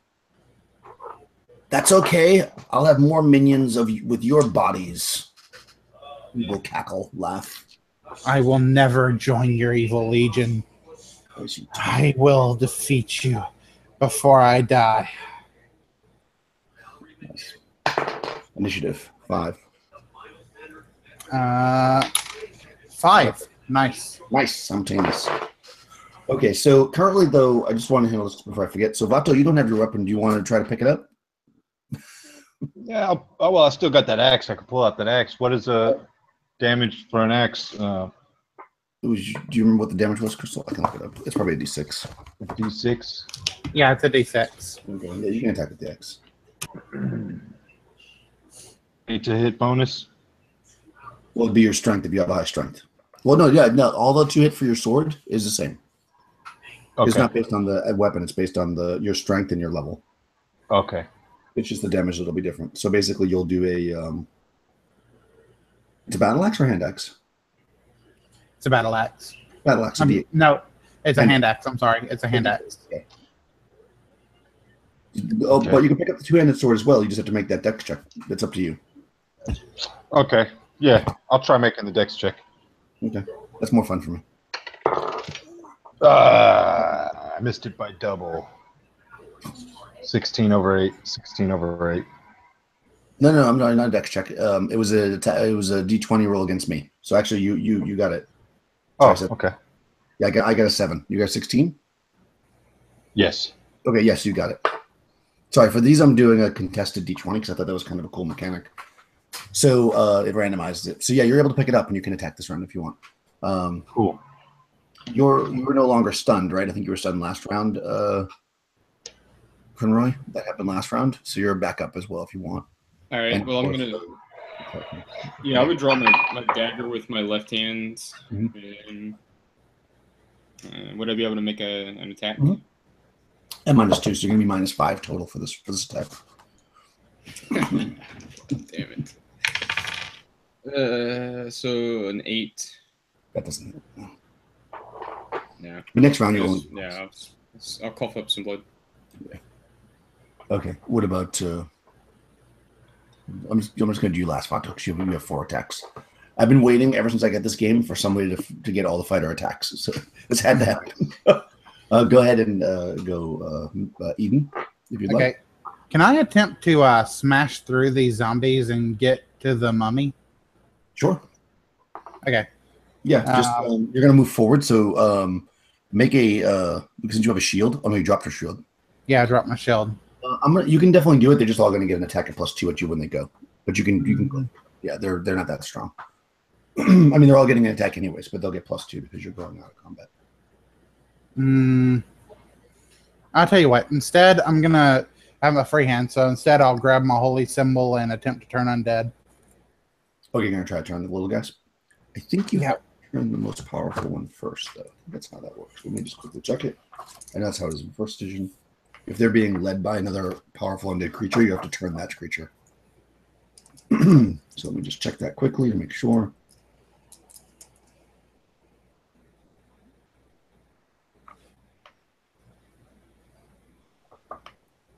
So I just had it turned undead.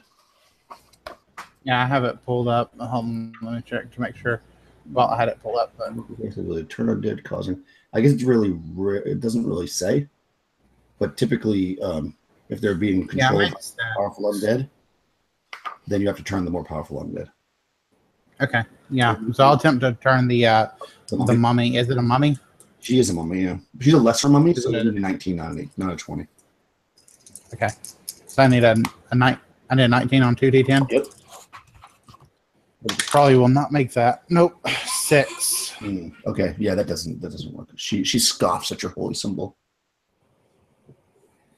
That will be nice around my neck when you're dead. She's pretty evil. Okay. Yeah. Okay. I'll shove it down your throat before I die. Nice. Vato's eyes widen as he gets ready. He clenches his teeth and exposes his teeth to her. 4 attacks against these guys. I think you only need a. How many zombies are left? 11. But still, that's not too bad. Their armor class is 8, so you need a 9, but you're -1 right now because of the poison, so you need a 10 or better. Unless you have, 10 or better once you have your modifications. Okay. So I guess I'm just gonna, with my 4 attacks, try to take out as many as I can. Yeah, you have to attack each one separately. That's how it is. You can't attack one of them once. You have to attack each creature.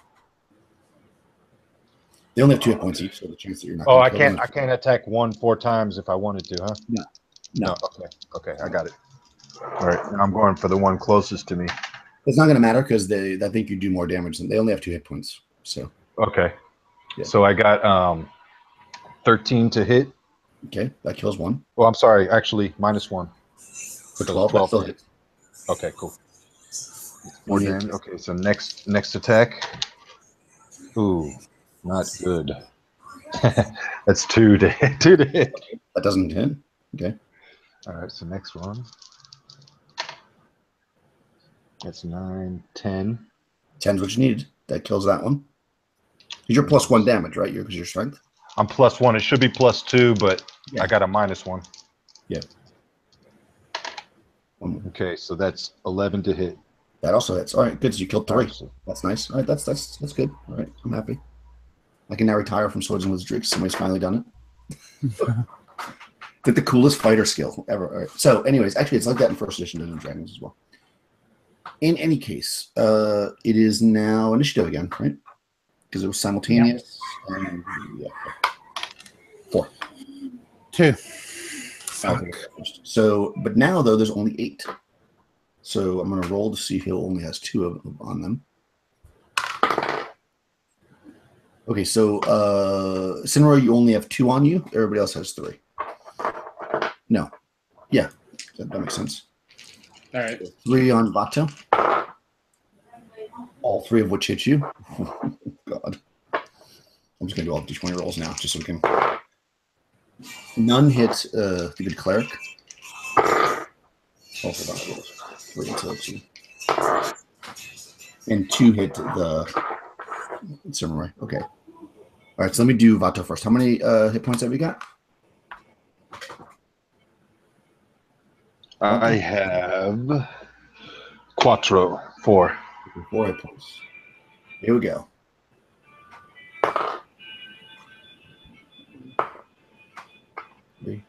You are stunned. You will not be able to attack next round.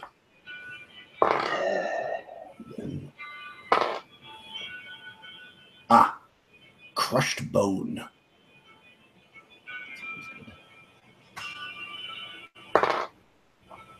Your left arm is crushed. Yeah, so you can't use a 2-handed weapon. You'll have to switch to the axe now. You hear Vato yell out, "No!" And the third one.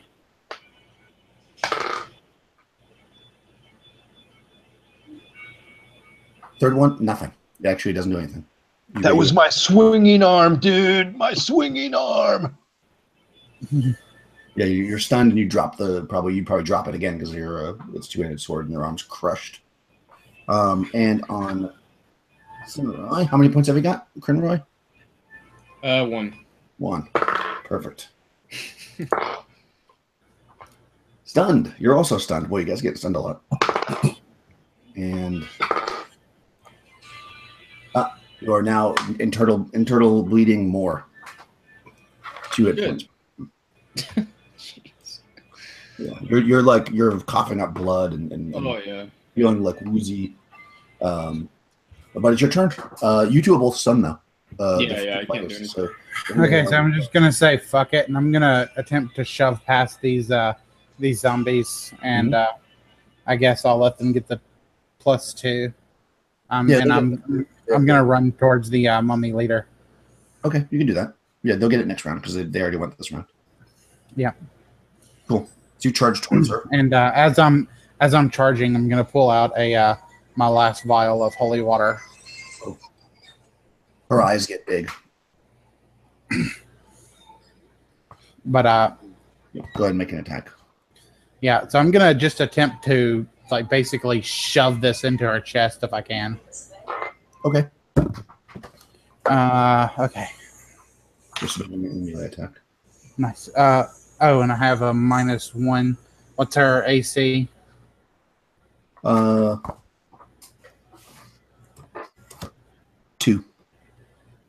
Okay. Actually, it's a 8 because you're not. It doesn't have to penetrate armor. Oh, it doesn't? Okay. Well, no. Projectile missiles you don't usually have to. That's a 37. Okay. 8. Nice. Okay, yeah. So yeah, I managed to hit her with a 12. Nice. Yeah, I'm 99% sure I'm looking, but it doesn't matter if I don't see it. But I'm pretty sure with missiles, you don't have to. It's based on basically if you're going to run right up to her, you're not going to have a hard time hitting her with it. Okay, so you splash the holy water on her. So do 2d8 damage. Nice. Not 8 damage total. Oh, nice. Wow. Okay. Yeah, she is screaming in pain, and she'll take damage again next round. She's pissed, but you are right in front of her now. Yeah. And next round, initiative 3 for them. 4 for us. Okay, go first. You guys want to do there? You're no longer stunned, guys, so you can attack and stuff if you want. I'm swinging my flail through the air as much as I can. I come down with a 15 total. Okay. Hits armor class 3. Because that No, wait. Yeah, it hits the armor class. Fuck, I actually rolled a 16. And then I get a -1, so. Yeah, she's AC 2 for against a regular attack. Yeah, so she deflects it or whatever, or moves out of the way. The bandages just kind of absorb it. Yeah, doesn't seem to. Some jewelry falls to the ground though, where the holy water burnt off part of her bandages. All right. So what about the fighters or the fighter and the thief? Lato, what do you want to do?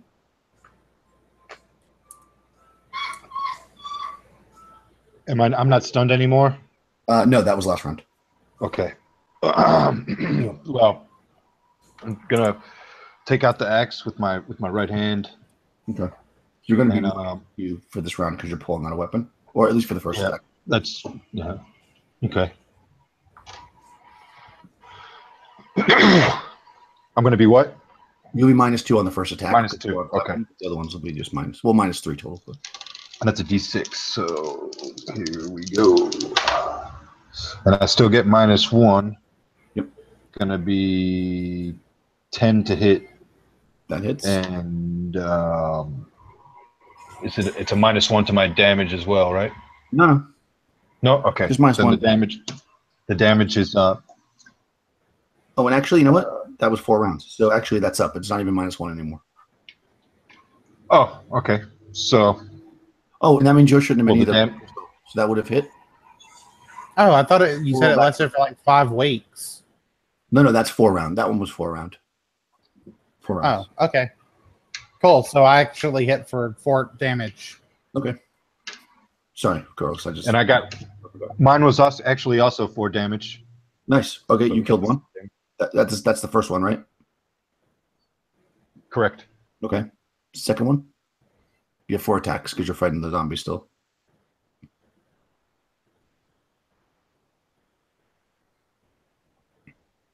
Oh, he disappeared. Oh, there he is. You're muted. Okay, I got my 3 attacks left, right? So Yep. here we go. Let me get Yeah, if 3. you hit them, they're dead, so you don't have to bother rolling damage. We only have 2 hit points. Okay. All right, so 2 of them definitely hits. It's a 17 and 13 on the die, and then there's 1 that is a 2, so that would be a 4 to hit. That doesn't hit, no. All right. Okay. So only 5 left. So you took 3 more out that round. Nice. Sinroy. All right, I'm trying to hit with my dagger. Now that's at the -5, correct? Still. Now you're only -2. Oh, okay, yeah. No, an 8. Okay, so that's still listening. Okay. Yeah, you're -2 because of the arm now, but all the other stuff wore off. Okay. Yeah. Cool. It's their turn now. Okay, so there's only 5 zombies left. So that means 2 of you get 2 and 1 gets 1. So let's see who only gets 1. Looks like Crinroy's only going to get 1. So 2 on Vato. 1 of which hits you. And 2 on our cleric. I'm going to get +2 this round. And they both miss anyways. So Vato. Whoosh.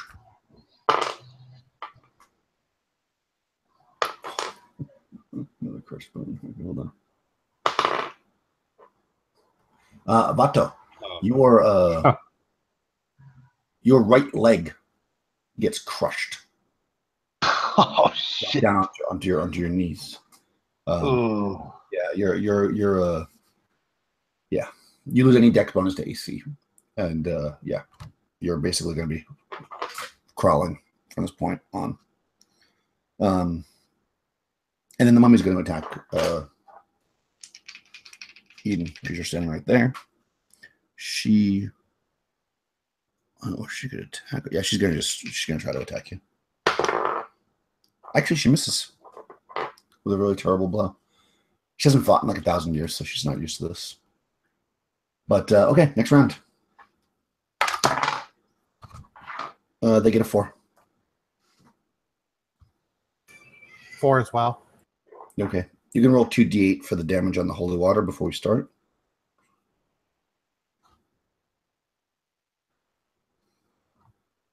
It's 13 total. Oh wow, nice. Okay, yeah. She like this, like burning a hole in her, and she says to you, she says, "It's not my fault. I didn't even want to come back. Just leave me in peace." And you guys can go. There is no peace for you now, you wicked serpent. 15. So I don't hit, I guess. Okay, yeah. Unless her bandages falling off have left her with a weaker armor class. And that doesn't. And no. Okay. Let's see. How about Crinroy and Vato? You got 5 zombies up near you guys.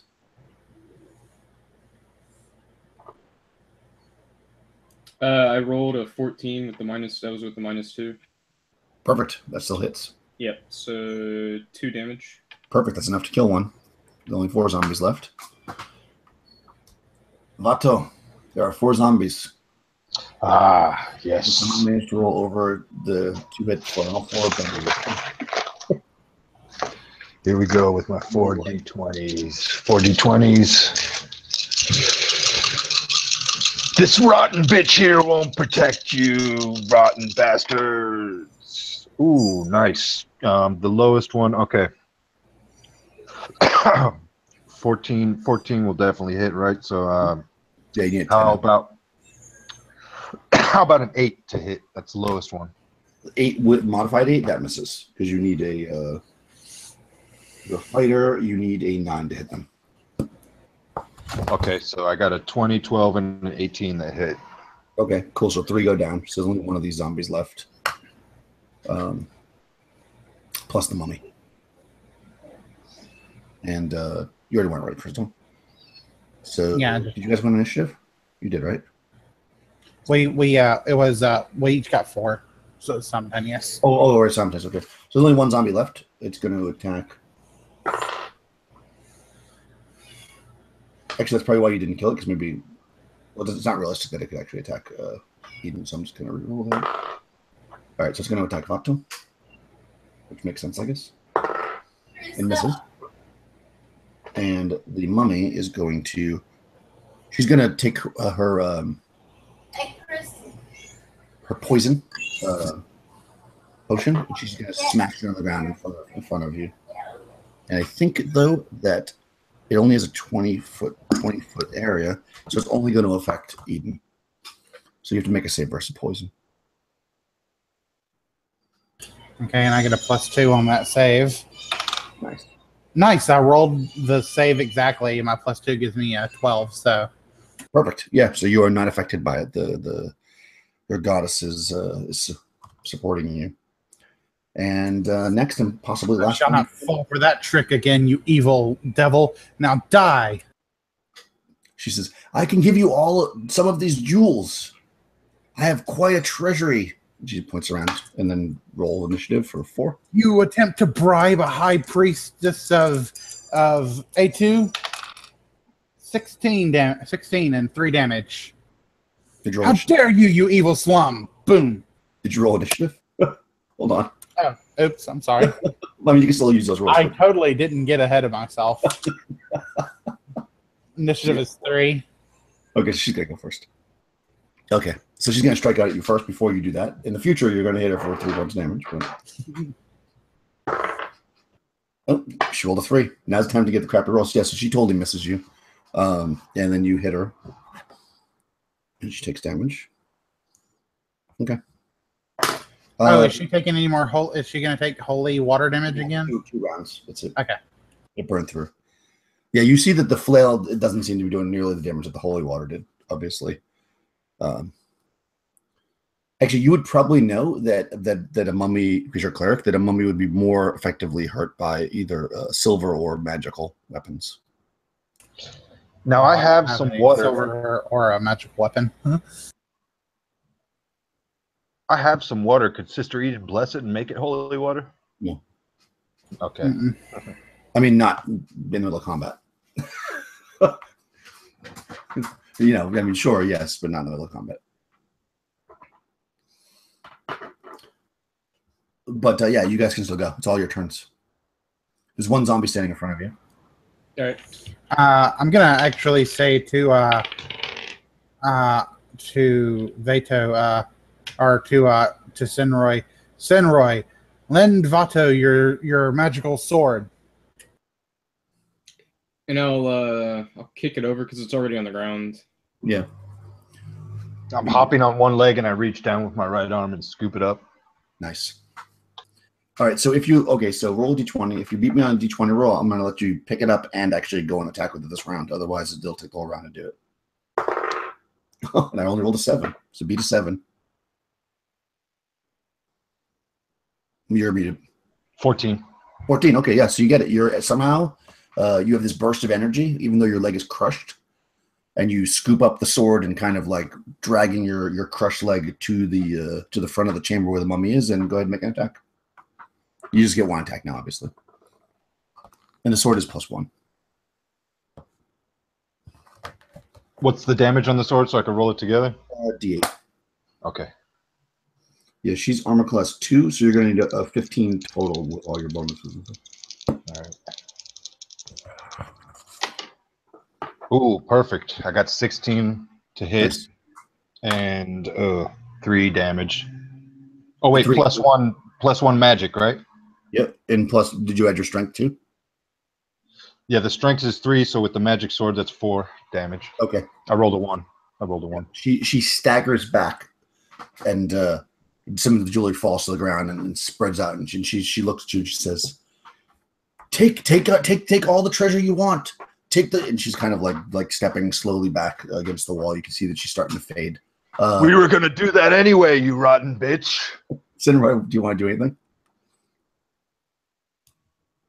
Spit blood on her. You could throw your dagger. Ooh, yes. I like this idea. I'm going to throw the dagger. So that's still a -2? It would be no. Oh, yeah, because it's your offhand. Yeah. Well, Okay. you probably throw with both hands, so I'll say no. Okay, because I do have a +1 on the missile. Is that considered a missile? +1. Yeah. All right, great. So let She's me AC toss 2, that. so it's going to be a hard roll, but Oh, yes. 17. I don't know if that hits. let's hope so. Let's see. The 17 hit. You're a 17 hits armor class 1, which hits her. And Yes. she only had 1 hit 2 point. damage. So, boom. The dagger flies through the air and sticks into the mummy. And she crumbles to the ground. I like to think it sticks in where the water was burning her earlier. It's like right there in the middle of the chest. And Yeah, and then she collapses to the ground. All the cloth that was the mummy, and you just see like spiders just like go whoosh in every direction, and they're just gone in a few seconds. And there's all that's left is a pile of various jewelry. Some of which looks really, really old, and some not so much. is there like a chair kind of or anything like that kind of around, like somewhere I can prop myself up in a kind of clerical manner? Sure, why not? If my Okay. leg wasn't crushed, I would carry you out, my lady. Sister Yes. Eden. Sorry. I reveal the wound in my heart with the blood gushing out of the wound. Doesn't matter. This shall be my resting place. Just make sure this jewelry gets back to its proper place. I'm going to kneel. Sorry. And with my last breath, I will give to you the blessing of Enu, and I'll cast bless on you because now we're out of combat. Okay, make Never know. a saving throw. Both of you two. Because you can only cast it on one person, or is it an area effect? It's only on one Okay, person. so make a saving throw, Carlos. Bato. 5. Okay, so no. Okay, that's fine. So you are blessed. If you admitted I was going to add extra good stuff. So yeah, you're basically bleeding internally. There is a lot of treasure here, but it would probably you realize that like getting back to the town to like the cleric or whatever is probably the smarter thing to do than taking too much. But that's up to you if you want to be greedy. Because you're essentially going to have to roll. That's what we're going to do. You're going to have to roll 3 times if you leave right now on the table to see if you die before you get to the cleric. If you stay longer than every like round you stay collecting stuff, you'll have to roll an extra time. Not every turn. Every turn you stay collecting stuff, which would allow you to fill 1 sack. So if you want to risk it, you'll get 1 more roll. We're dying, Krinroy. Let's go back. What do you mean you're Maybe dying? We're getting out of here. We made it. I'm hurt. Oh, actually, how many hit points have you got? 4. Oh, okay, no, you'll actually make it back without ever making a save. So how many do you have though? Krinroy only has 1, right? Yeah, we have 1. Okay, so you're gonna have to roll. Yeah, you'll have to roll twice on the way back man. to see if you can get back to the cleric in time. Okay. I'll take some of these gems and rubies. Yeah, you could probably scoop like quickly, like scoop up like a small bag full of stuff. You definitely see that, like I said, some of it's newer and some of it's older. All right, so let's just deal with whether or not Krinroy dies. That's always fun. So roll 2d6 for me, twice. So 2d6 added together. Okay. 6. Okay, so you lose. You don't die, but you do at least semi-permanently lose 4 points of strength, unless that kills you. You don't have Oh, wow. Yeah. Yeah, 13 strength, so yeah. Take me down to 9. Yeah, it's only for it'll be by the time you're healed, it's gonna come back. So that's just temporary. Oh, okay. Okay, good. So let me put Yeah, and roll one more time. See what happens. Roll what? Roll 2d6 one more time. 6 again. 6 again. Okay, so again. Yeah, by the time you get 2 more points of strength, by the time you get to the temple, you can barely stand. Mm-hmm. But Vatos is also feeling pretty weak. You're pale, having all this internal bleeding, and maybe you like fall right at the steps of the the temple, and the old man comes out and helps you. Because even though he said he only had 1 potion, which he wasn't lying, he actually is a first level cleric, or whatever level cleric that you can cast Cure Light Wounds, which he does. And you both survive. What happens to the cleric? Well, I would like to think I don't know if they would ever come to the tomb, but if not, then I would like to think that I just found a place where I could lay down and maybe grab the holy symbol in my. Or oh yeah, that'd be kind of cool. Is there any way that maybe I could like bow down at a altar or something, like kind of make an altar in there as I'm dying and just like take my holy symbol and maybe pray to cleanse this entire temple or something and cleanse all the evil out of it with my dying breaths? Just like my final prayer. And like, maybe like as they are looking over the graves or something, the clerics would eventually feel like just this huge blessing of E2 come down, and just like it's just like oh wow, it's just like all this whole grave has just been consecrated all at once. And yeah, that sounds awesome. And then I die in a praying position with my prayer amulet in my hands. Cool. And the light fades, and then everything goes dark. Nice. Yeah, so probably like after you guys are healed from the internal bleeding, it doesn't actually bring you back. Like you don't get any hit points from it. So I'm gonna say you basically probably pass out, and when you wake up, probably the next morning, beaten and 1 hit point and like really really sore. You're actually in the inn, in an upstairs room. And there's like a servant there or whatever, and they help you and they tell you what happened. And yeah, you certainly can go back, and you could. They say they looked at the bag that you had taken, and some of the jewelry that you took back to the village was the missing jewelry, but there were other pieces that were not, that are obviously yours, and to keep. And obviously you could go back if you want to recover your friend's body. And get the rest of the treasure. That's up to you. They're not going back there because they're too freaked out by it. So you're able to, probably within a week or so, when you're healed back up, collect a very large amount of treasure, and bury your friend, even if you're only friends for a short time. Yeah, I think we definitely do that. We owe a lot to her. Absolutely, we should give her a proper burial. Yeah, she healed me more than I deserved. Yeah, I mean, like technically, all you'd have to do is give her body to the temple here, and then she was from the larger temple, so we know what to do.